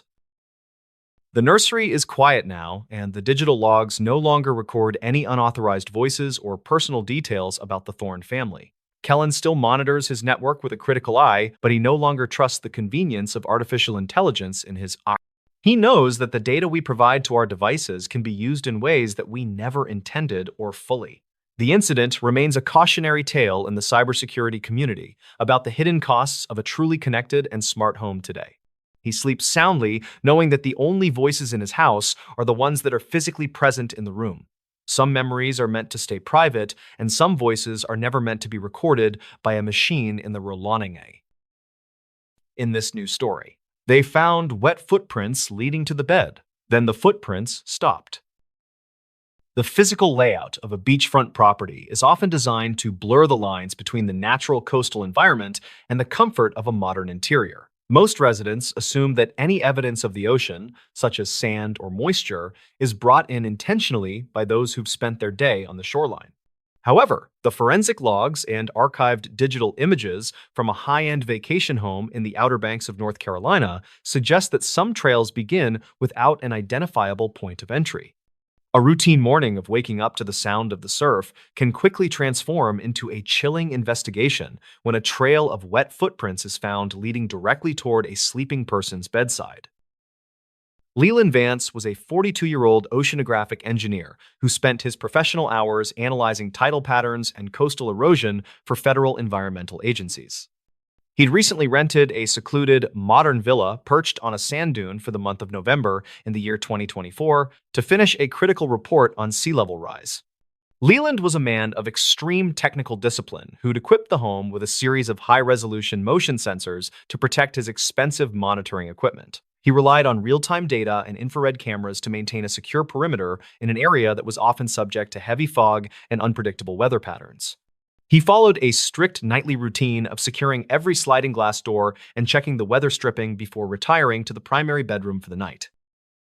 The incident began on a humid Tuesday in the month of November in the year 2024, during a period of intense, low-lying coastal mist. Leland woke up at precisely 5:30 in the morning and noticed a faint, briny scent of sea salt and decaying kelp lingering in his bedroom air. As he stepped out of bed, he felt a sudden, cold dampness beneath his feet and looked down to see a series of large, wet footprints on the hardwood floor. The prints were clearly defined and appeared to be made by bare human feet that were still dripping with seawater and fine, dark sand. He felt a surge of cold adrenaline as he realized the trail began at the bedroom door and ended abruptly, exactly 3 inches from the side of his mattress. He grabbed his professional-grade digital camera to document the impressions before the morning heat could cause the moisture to evaporate from the polished wood. The forensic logs from the camera indicated that the footprints were approximately 12 inches in length and possessed a unique, flattened arch pattern that suggested a heavy, labored gait. Leland immediately reviewed the local server logs for his security system and found that no exterior or interior motion alarms had been triggered during the entire duration of the storm. The high-definition footage from the hallway showed the bedroom door remained closed and undisturbed, and there was no visible movement of any intruder. He checked the sliding glass doors leading to the deck and confirmed they were still locked from the inside with the heavy-duty security bars in place. The next morning, Leland began a step-by-step investigation of the property by reviewing the state records regarding the history of the original land plot before the villa was constructed. He was a meticulous professional who kept detailed records of every structural change and utility maintenance that had been performed on the site since it was developed. He discovered that the villa sat on a stretch of beach that had previously been the site of a small, unauthorized fishing camp during the 1930s. According to a county file from 2009, the camp had been wiped out during a sudden and violent hurricane that struck the coast without warning. The archives indicated that one fisherman had reportedly been seen trying to reach the higher ground where the villa's primary bedroom now stood before he was swept away. He searched the digital archives of the local historical society and found a series of recordings from the early development of the Outer Banks regarding the recovery efforts after the Great Storm. These files described a man named Silas Thorne, who was known for his habit of walking the shoreline barefoot even during the coldest winter months of the year. Silas had reportedly been found several days after the storm, his body discovered far inland, but his footprints were said to appear on the dunes for weeks afterward. The witness statements from the original investigation mentioned that the fisherman's cabin had been located at the exact coordinates where Leland's bed was now positioned. Leland realized that the anatomical scale of the wet footprints matched the historical descriptions of the fisherman mentioned in the archived reports. The forensic images from the incident were reviewed by a local digital analyst who found that the water in the footprints contained a high concentration of minerals only found in the deeper offshore trenches. Investigators never confirmed the presence of a physical intruder within the villa, as the fresh sand on the deck showed no footprints or signs of a climb. Records conflict regarding the exact nature of the moisture, with some technicians claiming it was a localized condensation event caused by a failure in the HVAC system during the fog. Leland decided to keep his thermal imaging array active and continued to monitor the floor for any signs of recurring moisture. He kept the original forensic logs on a secure drive as a record of the night that the ocean seemed to reach inside his home. The property remains under constant observation today as Leland continues his oceanographic work with a new focus on the environmental anomalies of coastal structures. He still reviews the high-definition images of the footprints occasionally, but he remains unable to find a mechanical or structural reason for the localized water trail. The final report is preserved in a secure archive as a testament to an event that defies a simple physical or environmental explanation in the modern age. He sleeps with a secondary motion-activated light now because he knows that some trails don't require an open door to be blazed. Some locations carry a memory that is recorded in the very moisture of the air and the salt that clings to the foundation of the house. The engineering community still discusses the Leland Vance case as an example of potential wicking, where sea spray is pulled through microcracks in the building's envelope. However, Leland knows that what he photographed was not a structural defect, but a factual record of a presence that was seeking the safety of higher ground. He spends his time now researching the intersection of historical shipwrecks and the modern residential developments that are built over the forgotten camps of the past. The villa stands as a silent witness to the fisherman who was still trying to escape the rising tide long after the storm had passed. He closes his laptop and turns off the office light with a sense of total and complete investigative clarity about the footprints in the dark.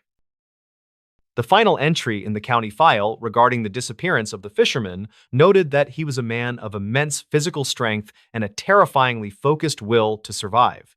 This detail suggests that the presence Leland detected was not a malicious entity, but an echo of a desperate struggle that had been repeated for nearly a century. It suggests that the bedroom floor was acting as a storage medium for the final, wet steps of a man who refused to give up his search for dry land. Leland believes that the wet footprints were a bridge between the past and the present that allowed a forgotten tragedy to be seen one last time. The moisture on the floor was merely a reminder that the land we occupy today was once the site of a battle against the elements. The quiet beaches of the Outer Banks rarely make the national news for anything other than routine tourism reports and standard seasonal weather updates for the coast. Yet, underneath the surface of the modern vacation rentals, there are stories that remain recorded in the deep, unindexed layers of the local digital archives. Leland Vance is one of the few who has a factual record of the recurring impossible hidden on a secure and encrypted drive for future study. He continues to document every humidity spike with the same professional objectivity because he knows that the truth is often found in the things that shouldn't be wet. The reality of the disappearing footprints is a mystery that requires us to acknowledge the things that we cannot simply explain away with a structural survey. The study of the property's electromagnetic and moisture resonance was completed in the spring of 2025, and the results were filed under restricted access. No further wet trails have been reported by Leland, as the home's ceiling system was updated to include advanced moisture barriers and atmospheric sensors. The memory of the footprints leading to the bed remains the only proof that something consistent and deliberate occurred in that coastal sanctuary. Leland has moved on with his career, but he never forgets to check the floor every single morning when the coastal mist begins to roll in. He knows that the past is always looking for a way to leave a physical signature on the technology and the lives of the future. The legacy of the fisherman is now a part of the local lore that the coastal residents discuss in their private social media groups during the long winter nights. They talk about the man who died in the great storm and the engineer who found the salt of a ghost on his polished hardwood floor. For Leland, it isn't a story for a campfire, but a technical record of a night that changed his understanding of what it means to be truly secure. He continues to design his coastal protection protocols with a new perspective on the true meaning of a stable and private environment. The sensors are only the beginning of the observation of a world that we're still learning to measure in the darkness of the sea. The final report on the property noted that the dune had experienced a localized phenomenon known as capillary rise due to the unique composition of the sand and the foundation. This discovery provided a potential scientific basis for the moisture anomalies that Leland had originally sought to quantify with his professional-grade sensors. It suggests that the room was acting as a natural conduit for the groundwater and the forgotten history that still sits buried deep beneath the modern flooring. Leland looks at the surf and wonders how many other people are walking on top of the stories of those who were lost to the waves. He understands now that the most important data is often the kind that requires a cold morning and a sharp eye to even begin to notice. The villa remains a dark silhouette against the North Carolina skyline, while the engineer continues to search for the patterns in the tidal data. Leland Vance keeps his focus on the coast, but he's always watching for the shape of a foot that doesn't belong to the living world anymore. He knows that the archives are full of messages that are waiting for the right moment to be seen by an objective and technical observer. The silence of the beach is no longer a void, but a space that is filled with the history of everything that happened before he arrived. He sleeps soundly now, knowing that the fisherman has finally reached his destination and found his way back into the digital archives of the past. In this new story, a man recorded himself sleeping. Something sat on the bed at 2:41 a.m. The psychological barrier between deep REM sleep and the physical reality of one's bedroom is often thought to be impenetrable without a direct external stimulus. Most people who record their own sleep patterns expect to find nothing more than a few hours of restless tossing or the occasional sound of heavy breathing. However, the forensic digital logs and high-definition video files from a quiet residence in suburban Tennessee suggest that the environment remains active even when the occupant is unconscious.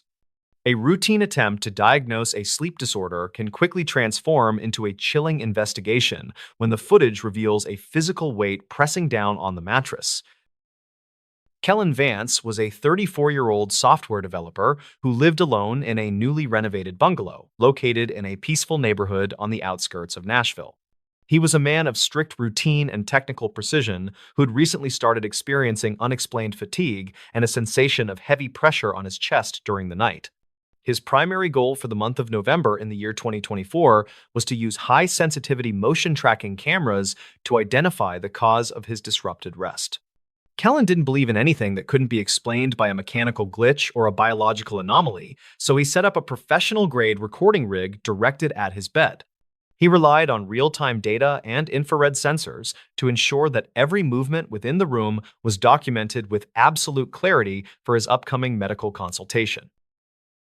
The incident began on a humid Tuesday in the month of November in the year 2024, during a period of unseasonably warm autumn weather. Kellen reviewed the footage from the previous night and felt a surge of cold adrenaline when the time code reached exactly 2:41 in the morning. The high-definition infrared feed showed Kellen lying perfectly still in a deep sleep, but the surface of the mattress suddenly began to sink. A distinct, localized depression appeared on the right side of the bed. creating the unmistakable shape of someone sitting down right beside his hip. The pressure was so significant that the wooden frame of the bed emitted a sharp, audible creak that was clearly captured by the high-fidelity microphones. The depression remained static for exactly 12 minutes, while Kellen's own breathing became shallow and rhythmic on the recording. The camera's motion tracking software highlighted the area of the mattress that was under stress, but it failed to identify a physical body causing the weight. Kellen zoomed in on the fabric of the sheets and noticed that they were being pulled taut toward the center of the depression, as if by a physical force. At precisely 2:53 in the morning, the mattress suddenly sprang back to its original position and the room returned to a state of total stillness. He checked the biometric logs from his smartwatch and discovered that his heart rate had spiked to over 100 beats per minute during the exact duration of the event. The next morning, Kellen began a step-by-step investigation of the property by reviewing the state records regarding the history of the original structure before the renovation. He was a meticulous professional who kept detailed records of every structural change and utility maintenance that had been performed on the bungalow since he purchased it. He discovered that the house sat on a site that had previously been a small, private infirmary used during the early 1920s for long-term care.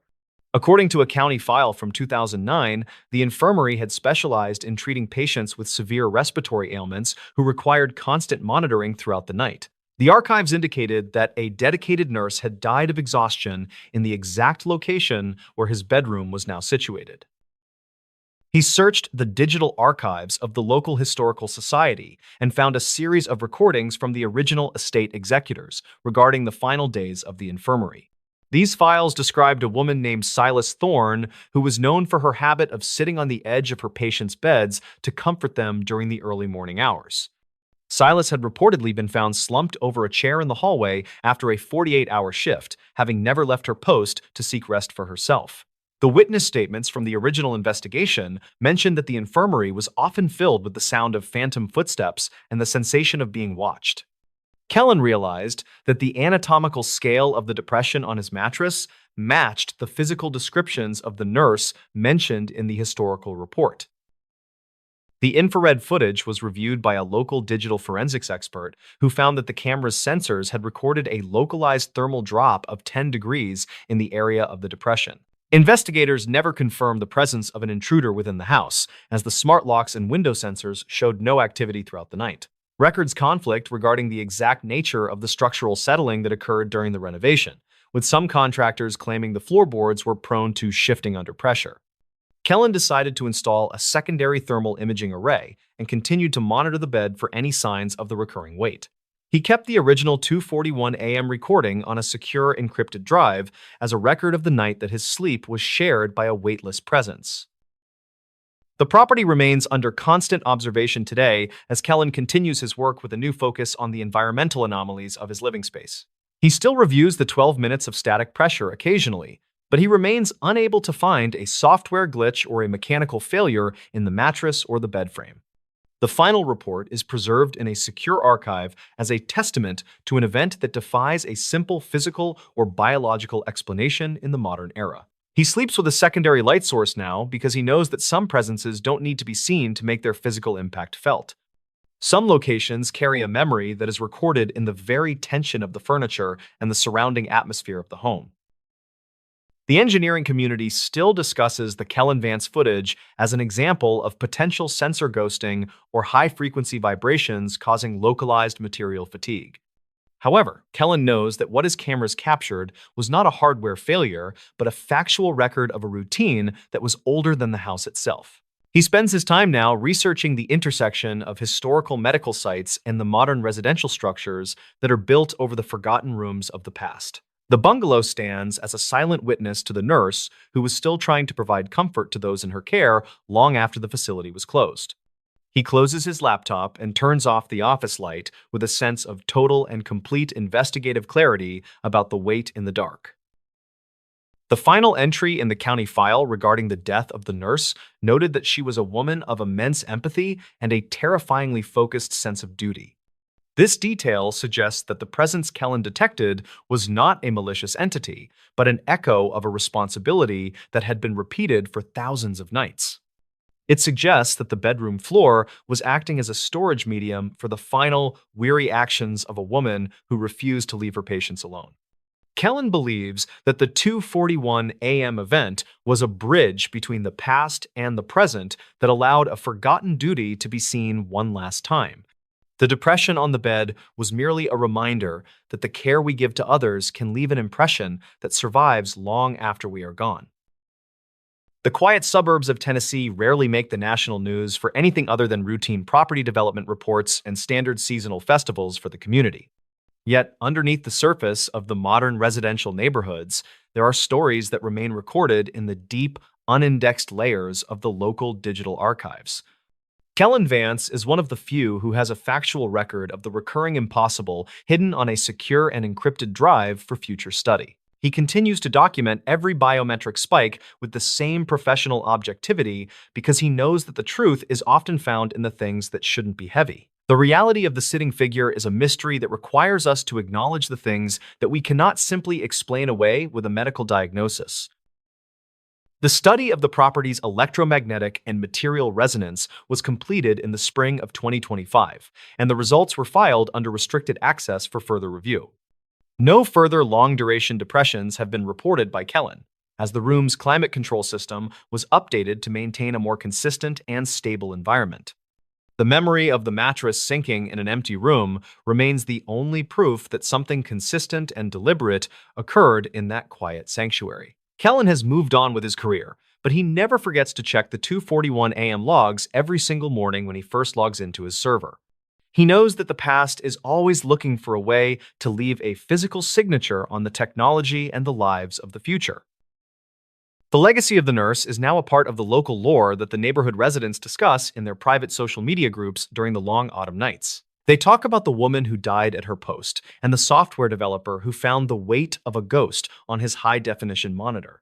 For Kellen, it isn't a story for a campfire, but a technical record of a night that changed his understanding of what it means to be truly alone. He continues to design his home monitoring protocols with a new perspective on the true meaning of a secure and private environment for his family. The cameras are only the beginning of the observation of a world that we're still learning to measure in the darkness. The final report on the property noted that the foundation had experienced a localized cooling effect due to the proximity of an old underground spring that once supplied the infirmary. This discovery provided a potential scientific basis for the thermal anomalies that Kellen had originally sought to quantify with his professional-grade sensors. It suggests that the room was acting as a natural heat sink for the forgotten structure and the memories that were once contained within its walls.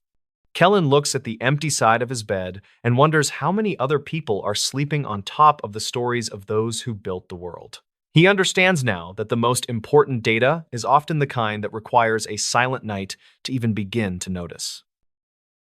The bungalow remains a dark silhouette against the Tennessee skyline, while the developer continues to search for the patterns in the encrypted logs. Kellen Vance keeps his focus on the data, but he's always watching for the shape of a hand that doesn't belong to the living world anymore.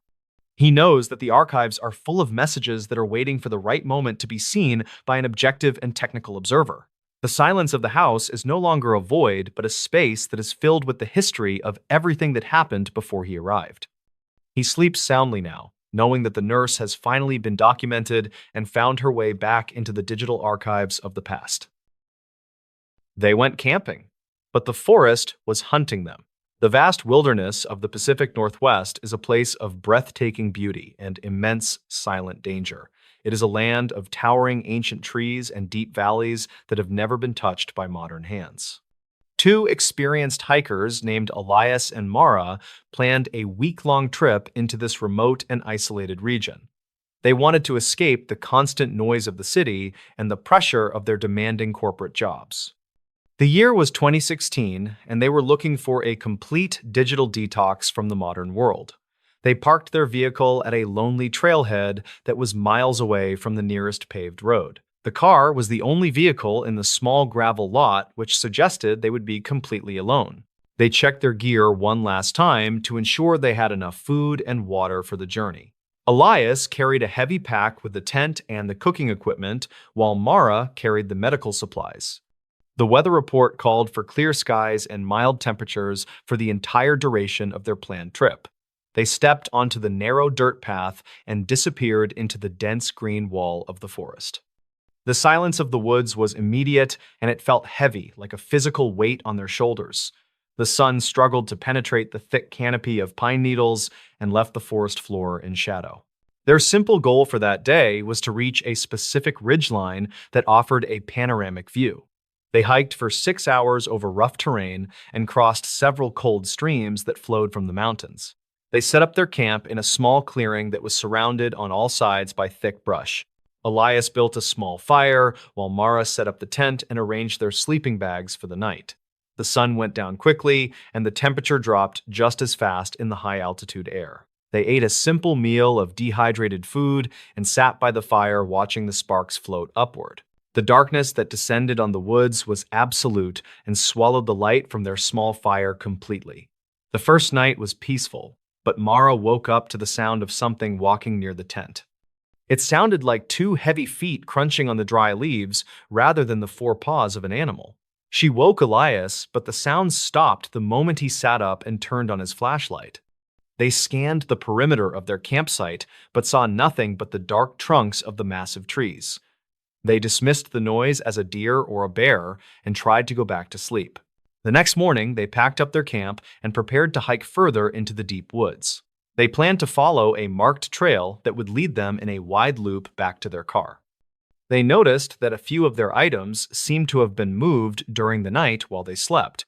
Elias found his water bottle on the other side of the fire pit from where he left it. They assumed they were just forgetful and laughed it off as they put on their heavy packs. The hike that day felt different, as the woods seemed to become denser and harder to navigate. They followed the small plastic markers nailed to the trees that were supposed to guide hikers along the trail. After 4 hours of walking, they realized that the terrain did not match the map they were carrying. The map showed a flat valley, but they were climbing a steep and rocky hill with no end. Elias checked his compass and realized they were heading north when they should have been heading south. They were confused because they had been following the trail markers perfectly since they left the campsite that morning. They decided to backtrack to the last known landmark to figure out where they had made a mistake. The return trip was difficult, and the feeling of being watched began to grow in both of their minds. Mara mentioned that the forest felt too quiet, as there were no birds singing in the trees. The usual sounds of squirrels and insects were absent, and the silence was unnerving and very intense. They arrived back at the fork in the trail where they had started the climb hours earlier. They were shocked to find that the trail marker they had followed was no longer on the tree. The plastic diamond was gone, and there were no nail holes in the bark of the pine tree. Panic began to set in as they realized that the trail markers might have been deliberately moved or tampered with. They checked the map again and tried to use the distant mountain peaks to orient themselves in the woods. They decided to set up camp early because the sun was already starting to dip below the horizon. They chose a spot that was defensible with a large rock wall at their backs for protection. They built a larger fire that night and kept a pile of heavy rocks inside the tent. They did not sleep well, as every snap of a twig sounded like a footstep in the dark. The incident that changed everything happened just after 3 o'clock in the morning on the second night. A large rock was thrown from the darkness, and it hit the side of their tent with force. Elias shouted and unzipped the tent door with his flashlight beam cutting through the black night air. He saw a figure standing at the edge of the clearing just beyond the reach of the light. The figure was tall and appeared to be covered in leaves and branches like a military sniper suit. The figure did not move or run away, but simply stood there, watching them with a terrifying stillness. Elias grabbed a burning branch from the fire and threw it toward the figure to scare it away. The figure melted back into the shadows of the forest without making a single sound on the leaves. They realized they were not dealing with an animal, but with a human who was stalking them. They packed their camp in a frenzy and decided to hike out in the dark using their headlamps. It was a dangerous decision to hike at night, but staying in the clearing felt like a death sentence. They moved quickly through the brush and tried to keep their lights pointed at the ground to hide. The complication was that the forest seemed to be fighting against their escape at every single turn. They found piles of rocks blocking the path that had not been there just the day before. Large branches were pulled down across the trail to slow them down and force them to go around. They felt like they were being herded like cattle toward a specific destination that they did not know. They could hear whistles communicating from the left and the right sides of the trail in the distance. The whistles were mimicking bird calls, but they were too rhythmic and mechanical to be from real birds.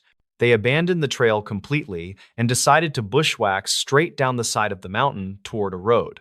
They moved as fast as they could while tearing their clothes on the sharp thorns of the bushes. Mara fell and twisted her ankle, but the adrenaline in her system kept her moving without feeling pain. They could hear the heavy footsteps of their pursuers getting closer behind them in the dark woods. The people chasing them were not using flashlights, which meant they knew the terrain perfectly in the dark. This realization made the situation even more terrifying as they stumbled blindly down the steep slope. They reached a wide stream and waded through the freezing water to try and hide their scent trail. They hid under a large overhang of the riverbank and turned off their headlamps to wait and listen. They heard 3 people cross the stream just a few yards away from where they were hiding. The pursuers were speaking in a language that sounded like English, but the words were strange and distorted. They were talking about trapping the hikers in the Box Canyon further down the stream to the east. Elias and Mara realized they had narrowly avoided walking into a prepared ambush set by these unknown people. They waited for an hour in the freezing water until the voices faded away into the distance. They climbed out of the stream and moved in the opposite direction of the trap toward the west. The sun began to rise, and the gray light of dawn revealed the exhaustion on their faces. They found an old logging road that was overgrown with grass, but clearly led out of the forest. They walked for 10 miles on the logging road until they reached a paved county highway. A passing truck driver saw them waving their arms and stopped to pick them up on the road. The investigation began immediately after the truck driver took them to the nearest small-town sheriff's station. The local police were skeptical of their story at first because of the lack of physical evidence. However, the sheriff sent a team of deputies to the trailhead to check on their vehicle. The car had been vandalized and the tires were slashed, which confirmed that someone was indeed there. The police organized a search party to go into the woods and find the campsite and the pursuers. They found the campsite where the rock had been thrown, and they found strange footprints in the mud. The footprints were made by boots that had been wrapped in burlap to muffle the sound of walking. The search team also found the trail markers that had been pried off the trees and moved. The investigation revealed a network of illegal camps hidden deep in the forest valleys near the trail. These camps were camouflaged so well that a person could walk right past them without seeing anything. The camps were filled with stolen camping gear and driver licenses from people who had gone missing. This discovery turned a simple harassment case into a potential serial murder investigation involving federal agents. The twist and the payoff came when the police analyzed the contents of the hidden camps. They found detailed journals that described the hunt of various hikers over the past 5 years.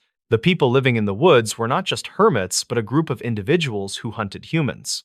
They viewed the forest as their territory, and the hikers as intruders who were fair game for sport. The group used the natural terrain to funnel hikers into traps where they could be easily captured. The police realized that Elias and Mara had survived only because they left the trail when they did. The authorities launched a massive raid on the forest, using helicopters and tactical teams to clear the area. They arrested 4 individuals who were living in the primitive shelters and wearing homemade camouflage suits. The suspects were socially isolated and had created their own distorted society deep in the wilderness. They had no identification and refused to speak to the investigators about their activities in the woods. The police found maps that showed the trails had been manipulated for years to confuse tourists. The scale of the operation was terrifying because it happened in a public park visited by thousands. The button of the story is the lingering fear that stays with the couple years later. Elias and Mara returned to the city, but they never went camping in the wilderness ever again. They sold all of their hiking gear and spent their vacations in crowded beach resorts with security. The experience taught them that the silence of nature is not always peaceful, but can be predatory. The forest is a place where civilization ends, and the rules of survival are the only law. They often think about the other hikers who did not turn off the trail in time. The case remains a disturbing reminder of the dangers that can exist in the blind spots of the map. The vastness of the American wilderness provides ample space for people to hide and do terrible things. The trail markers that we trust to lead us to safety are only as reliable as the hands that place them. When you step into the deep woods, you are entering a world where you are no longer the top predator. The eyes that watched from the tree line were not animals, but something far more dangerous and calculating. And somewhere in the deep woods, there are likely more camps that have never been found. The psychological impact on the survivors was profound and required years of therapy to manage the trauma. They both suffer from nightmares where they are back in the tent hearing the heavy footsteps outside. The sound of wind in the trees triggers a panic response that makes them freeze in place. They learn the hard way that the digital detox they wanted came with a very high price. The disconnect from the world meant that no one could hear them scream when the trouble started. It is a lesson in preparedness and the importance of trusting your instincts when things feel wrong. The story of their survival is now used as a case study in outdoor survival courses. Instructors teach students to trust their compass over trail markers, which can be moved or destroyed. They teach that if the woods go silent, it means a predator is near and you should leave. The intuition that Elias and Mara felt was a primal warning system that saved their lives that night. The modern world dulls these instincts, but they are still there waiting to be used in emergencies. The line between a tragedy and a survival story is often just a single decision made in the dark. The forest has grown back over the illegal camps, and the trails have been corrected by the rangers. The parking lot at the trailhead is still there, and people still park their cars to go hiking. New hikers enter the woods every day unaware of the history of the ground they are walking on. They see the beauty of the trees and the mountains, but they do not see the history. The wilderness keeps its secrets well and covers the scars of the past with new growth. But for those who know the story, the wind in the trees sounds a little different. It sounds like a warning to stay on the path and to keep watching the shadows. It sounds like the footsteps of the people who claimed the forest as their own private hunting ground. The wilderness is indifferent to our safety, and it demands respect from those who enter. The couple survived because they realized in time that they were prey and not just tourists. They beat the forest at its own game by becoming unpredictable and moving through the wild, and they walked out of the darkness and back into the light of the living world. In this new story, a 911 call went silent. Then the operator heard breathing beside her. The psychological pressure of emergency dispatch work often manifests as a heightened sensitivity to the slightest auditory cues within a controlled environment. Most operators assume that the primary source of sound will always originate from the digital line or the mechanical hum of the communication center equipment. However, the dispatch logs and internal acoustic recordings from a high-security facility in rural Pennsylvania suggest that the physical boundaries of a call can become dangerously blurred. A routine shift can quickly transform into a chilling investigation when a dispatcher realizes that the silence on the line is being mirrored by a presence in the room. Vance Sterling was a 54-year-old senior emergency dispatcher who had spent over 25 years managing the graveyard shift for a remote county. He lived in a quiet town on the edge of a massive state forest and took great pride in his ability to remain detached from the chaos of his calls. His primary goal for the year 2024 was to maintain a perfect record of zero missed signals and a sub-10-second response time for all residents. Vance was a man of extreme discipline, who relied on the archived notes and standard operating procedures to navigate the most stressful hours of the night. He worked alone in a reinforced concrete dispatch hub that was specifically designed to be a soundproof and secure environment for critical communications. The incident began on a humid Tuesday in the month of August in the year 2024 during a period of intense atmospheric static. Vance received an incoming emergency signal at precisely 3:19 in the morning from an old farmhouse that had been reportedly abandoned for several years. He answered with his standard professional greeting, but he was met with a heavy and very oppressive silence that lasted for exactly 18 seconds. He checked the digital display and saw that the line was active, but the audio levels from the remote location remained completely flat and unresponsive. He prepared to log the event as a suspected hardware malfunction until he heard a rhythmic and very wet sound originating from his own headset. The sound was the unmistakable pattern of heavy human breathing that did not appear to be coming through the digital communication line from the farmhouse. Vance felt a surge of cold adrenaline as he realized the audio source was manifesting directly beside his own chair in the locked room. He adjusted his headset and turned to look at the empty dispatch floor, but he saw nothing but the glowing monitors and the silent rows of servers. The breathing was synchronized with his own movements, and it seemed to grow louder and more desperate as the timer on the silent call continued to count up. He remained perfectly still and watched as the high-sensitivity microphone on his desk began to register a secondary sound signature in the room. The next morning, Vance began a step-by-step investigation of the facility by reviewing the state records regarding the original construction of the underground hub. He was a meticulous professional who kept detailed records of every electrical surge and equipment calibration that had been performed on the local server. He discovered that the dispatch center was built on the site of a former psychiatric facility that had operated during the 1930s before being demolished. According to the archived notes from a county file from 2009, the original building had a specialized wing for patients with severe respiratory distress. The archives indicated that one patient had reportedly died in the exact location where the dispatch console now sat during a storm. He searched the digital archives of the local historical society and found a series of recordings from the early development of the county's emergency response network. These files described a man named Silas Thorne, who was a night watchman for the original facility and was known for his tireless patrols of the halls.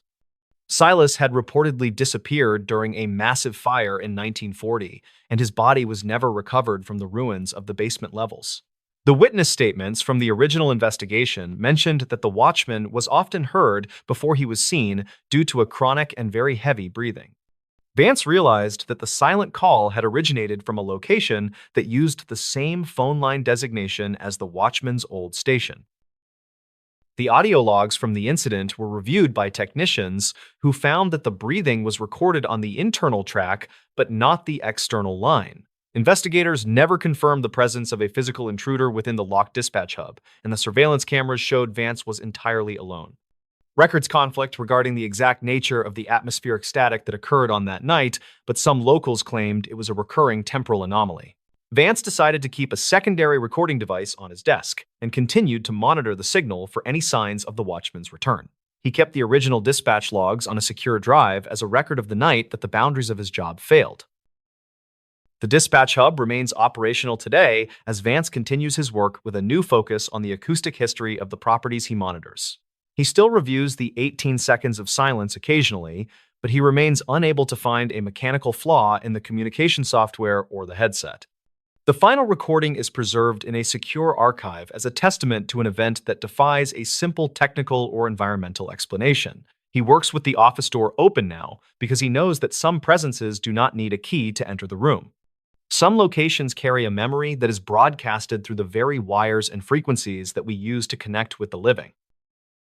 The engineering community still discusses the Vance Sterling logs as an example of potential crosstalk or signal bleeding in high-sensitivity communication arrays. However, Vance knows that what he heard was not a digital error but a factual record of a man who was still trying to report for duty. He spends his time now researching the intersection of historical tragedies and the modern infrastructure that is built on top of those sites. The dispatch center stands as a silent witness to the watchman who never truly finished his final rounds in the dark. He closes his logbook and turns off the console with a sense of total and complete investigative clarity about the sounds of the night. The final report on the incident noted that the facility had experienced a localized vacuum effect due to the intense storm and the underground ventilation. This discovery provided a potential scientific basis for the auditory anomalies that Vance had originally sought to quantify with his professional-grade sensors. It suggests that the room was acting as a resonance chamber for the sounds of the surrounding earth and the forgotten structures below. Vance believes that the silent call was a bridge between the past and the present that allowed the watchman to be heard one last time. The breathing beside him was merely a reminder that the job of protecting others is a responsibility that never truly ends for some. The quiet hills of Pennsylvania rarely make the national news for anything other than routine weather events and standard agricultural reports for the region. Yet underneath the surface of the modern communication networks, there are stories that remain recorded in the dark corners of the local digital archives. Vance Sterling is one of the few who has a factual record of the recurring impossible hidden on a secure and encrypted drive. He continues to answer every call with the same professional calm because he knows that anyone might be listening from the other side. The truth is often more unsettling than a simple mistake because it requires us to acknowledge the things we cannot see. The study of the dispatch hub's acoustic resonance was completed in the spring of 2025, and the results were filed under a restricted access. No further silent calls have been reported by the other operators as the facility's grounding system was updated to prevent further atmospheric static events. The memory of the breathing in the headset remains the only proof that something consistent and deliberate occurred in that locked and secure room. Vance has moved on with his career, but he never forgets to check the signal levels every single time the clock strikes 3:19. He knows that the past is always looking for a way to communicate through the technology that we use to keep the world safe. The legacy of the night watchman is now a part of the local lore that the dispatchers discuss in their private messages during the long graveyard shifts. They talk about the man who died in the fire and the senior operator who heard the heat of a ghost in the cold. For Vance, it isn't a story for entertainment, but a technical record of a night that changed his understanding of the limits of his profession. He continues to design his response protocols with a new perspective on the true meaning of a secure and reliable connection. The lines are only the beginning of the communication with a world that we are still learning to understand in the silence. The final entry in the county file regarding the farmhouse call noted that no working phone lines had been connected to the property for 20 years. This detail confirms that the signal Vance received was physically impossible according to the current standards of the local telecommunications infrastructure and maintenance. Yet the digital signature remains on the server as a factual piece of evidence that a call was placed and held for 18 seconds. Vance looks at the empty farmhouse on his way home and wonders how many other voices are waiting for someone to answer their signal. He understands now that the most important calls are often the ones where nothing is said at all during the wait. The house on the hill remains a dark silhouette against the state forest, while the dispatch hub continues to hum with the activity of the night. Vance Sterling keeps his focus on the monitors, but he is always listening for the sound of a rhythm that doesn't belong to the living. He knows that the archives are full of messages that are waiting for the right frequency to be heard by a patient ear. The silence on the line is no longer a void, but a space that is filled with the history of everyone who lived there. He sleeps soundly in the morning, knowing that the watchman is no longer standing alone in the ruins of the past. In this new story, at exactly midnight, the bedroom light turned on, no one was home. The reliability of modern home automation systems is often marketed as a foolproof method for maintaining a lived-in appearance while a property is unoccupied. Most homeowners assume that a digital schedule managed via a centralized hub will execute lighting commands with perfect mechanical precision. However, the internal server logs and electrical frequency records from a high-tech residence in suburban Arizona suggest that some activations occur outside the programmed parameters. A routine vacation can quickly transform into a chilling investigation when a remote monitoring app alerts the owner to a physical change in an empty house. Kellen Sterling was a 42-year-old electrical engineer who specialized in smart grid integration for large-scale utility companies in the Phoenix area. He lived in a custom-built, energy-efficient home in the foothills of the McDowell Mountains that he'd outfitted with a proprietary, hardwired automation network. His primary goal for the winter of 2024 was to take a 10-day solo hiking trip through the Grand Canyon while monitoring his home's performance via a secure satellite uplink. Kellen was a man of extreme technical discipline who'd programmed every light, lock, and sensor to follow a strict, randomized schedule to deter any potential burglars. He relied on real-time data and encrypted notifications to maintain a sense of total control over his property from hundreds of miles away. The incident began on a clear Tuesday in the month of November in the year 2024 during a period of intense desert cooling. Kellen was at his campsite when his smartphone received a high-priority notification, indicating that the primary bedroom light had been manually switched on at precisely midnight. He opened his home security app and felt a surge of cold adrenaline as the live interior camera feed showed the room flooded with a bright, steady light. The motion sensors remained inactive, and the smart locks confirmed that no doors or windows had been opened or tampered with since his departure. He zoomed in on the physical wall switch and noticed that the toggle was in the up position, despite the fact that he lived alone and the house was completely empty. The light remained on for exactly 60 minutes before it clicked back into the off position at precisely 1 o'clock in the morning. Kellen used his remote access to pull the electrical consumption logs and found a massive, localized power surge that had occurred at the exact moment of the activation. He checked the diagnostic history of the smart hub and discovered that the system had recorded no command, digital or manual, to trigger the bedroom circuit. The footage from the previous 6 hours showed the room in total darkness, with no shadows or movement that would suggest a physical intruder was present. He stayed awake in his tent, repeatedly refreshing the camera feed, but the room remained silent and dark for the rest of the night. The next morning, Kellen began a step-by-step investigation of his home's network by reviewing the manufacturer's firmware logs and the archived notes from the original electrical contractor. He was a meticulous professional who kept detailed records of every circuit load and signal interference pattern that had occurred since the house was built in 2015. He discovered that the master bedroom was situated directly above a decommissioned utility vault that had been sealed during the early 1990s. According to a county file from 2009, the vault had housed a series of experimental high-voltage transformers used for testing regional power grid resilience. The archives indicated that a senior technician had died from an accidental discharge at that exact location during a midnight maintenance check in 1992. He searched the digital archives of the local utility company and found a series of recordings from the original site supervisors regarding unexplainable phantom loads on the circuit. These files described a man named Silas Thorne, who was known for his obsessive punctuality and his habit of manually testing switches at the top of every hour. Silas had reportedly been found slumped against the primary control panel, his hand still gripping the main toggle that managed the lighting for the facility's upper level. The witness statements from the original state records mentioned that the vault continued to hum with residual energy for years after the power was officially cut. Kellen realized that the structural alignment of his bedroom floor and the vault's ceiling created a perfect path for electromagnetic induction. The high-definition footage was reviewed by a systems analyst who found that the light didn't just turn on, but appeared to reach full intensity instantly, bypassing the smart dimmer's soft start feature. Investigators never confirmed the presence of a physical intruder on the property, as the exterior perimeter sensors showed no disturbances in the gravel landscaping. Records conflict regarding the exact nature of the midnight surge, with some engineers claiming it was a static discharge event caused by the dry desert air and the proximity to the old vault.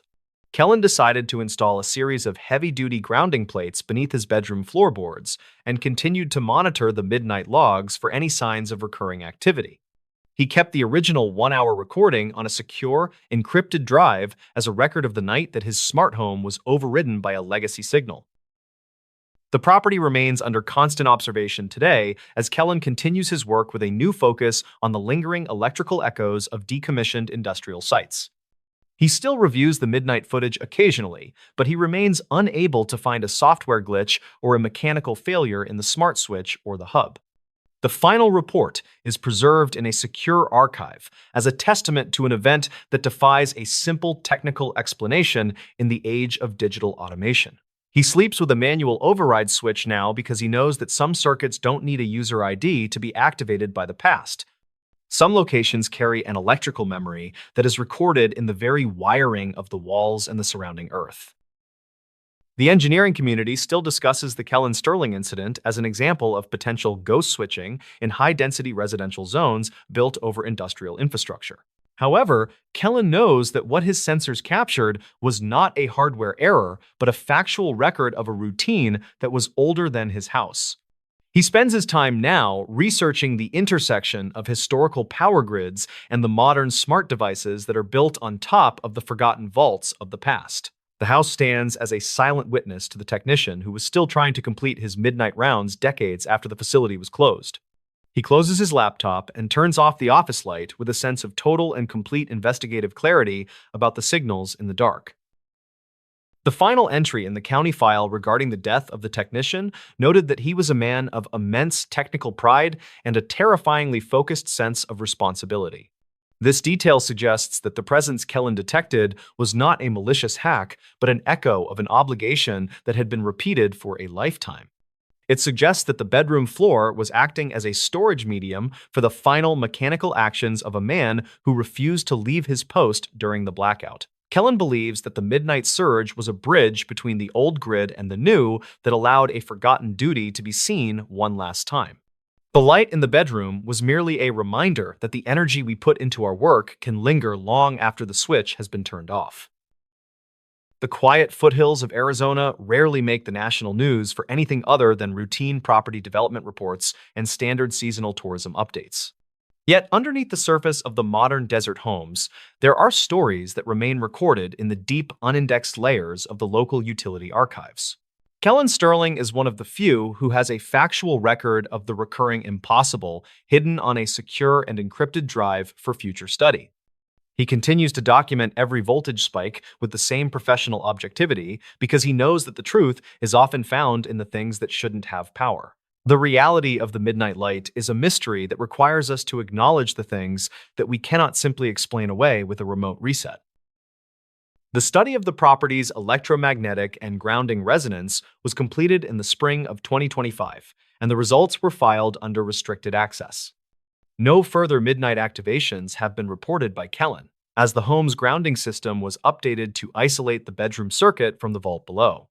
The memory of the light turning on in an empty house remains the only proof that something consistent and deliberate occurred in that desert sanctuary.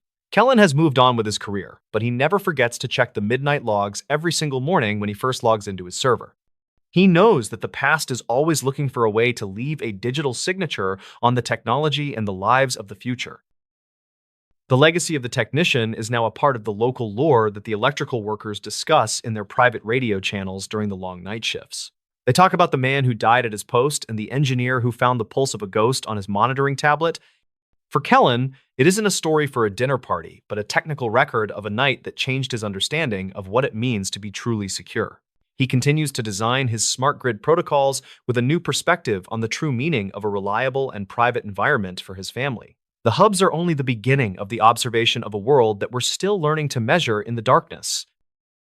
The final report on the property noted that the vault had experienced a localized phenomenon known as resonant coupling due to the unique layout of the bedroom's copper wiring. This discovery provided a potential scientific basis for the electrical anomalies that Kellen had originally sought to quantify with his professional-grade sensors. It suggests that the room was acting as a natural antenna for the static charge of the Earth and the forgotten transformers that once stood in the valley below. Kellen looks at the mountain ridge and wonders how many other people are being signaled by the stories of those who built the frontier's power. He understands now that the most important data is often the kind that requires a midnight watch to even believe. The house remains a dark silhouette against the Arizona skyline while the engineer continues to search for the patterns in the encrypted logs.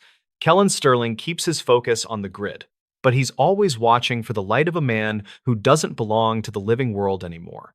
He knows that the archives are full of messages that are waiting for the right moment to be seen by an objective and technical observer. The silence of the desert is no longer a void, but a space that is filled with the history of everything that happened before he arrived. He sleeps soundly now, knowing that the watchman has finally been documented and found his way back into the digital archives of the past.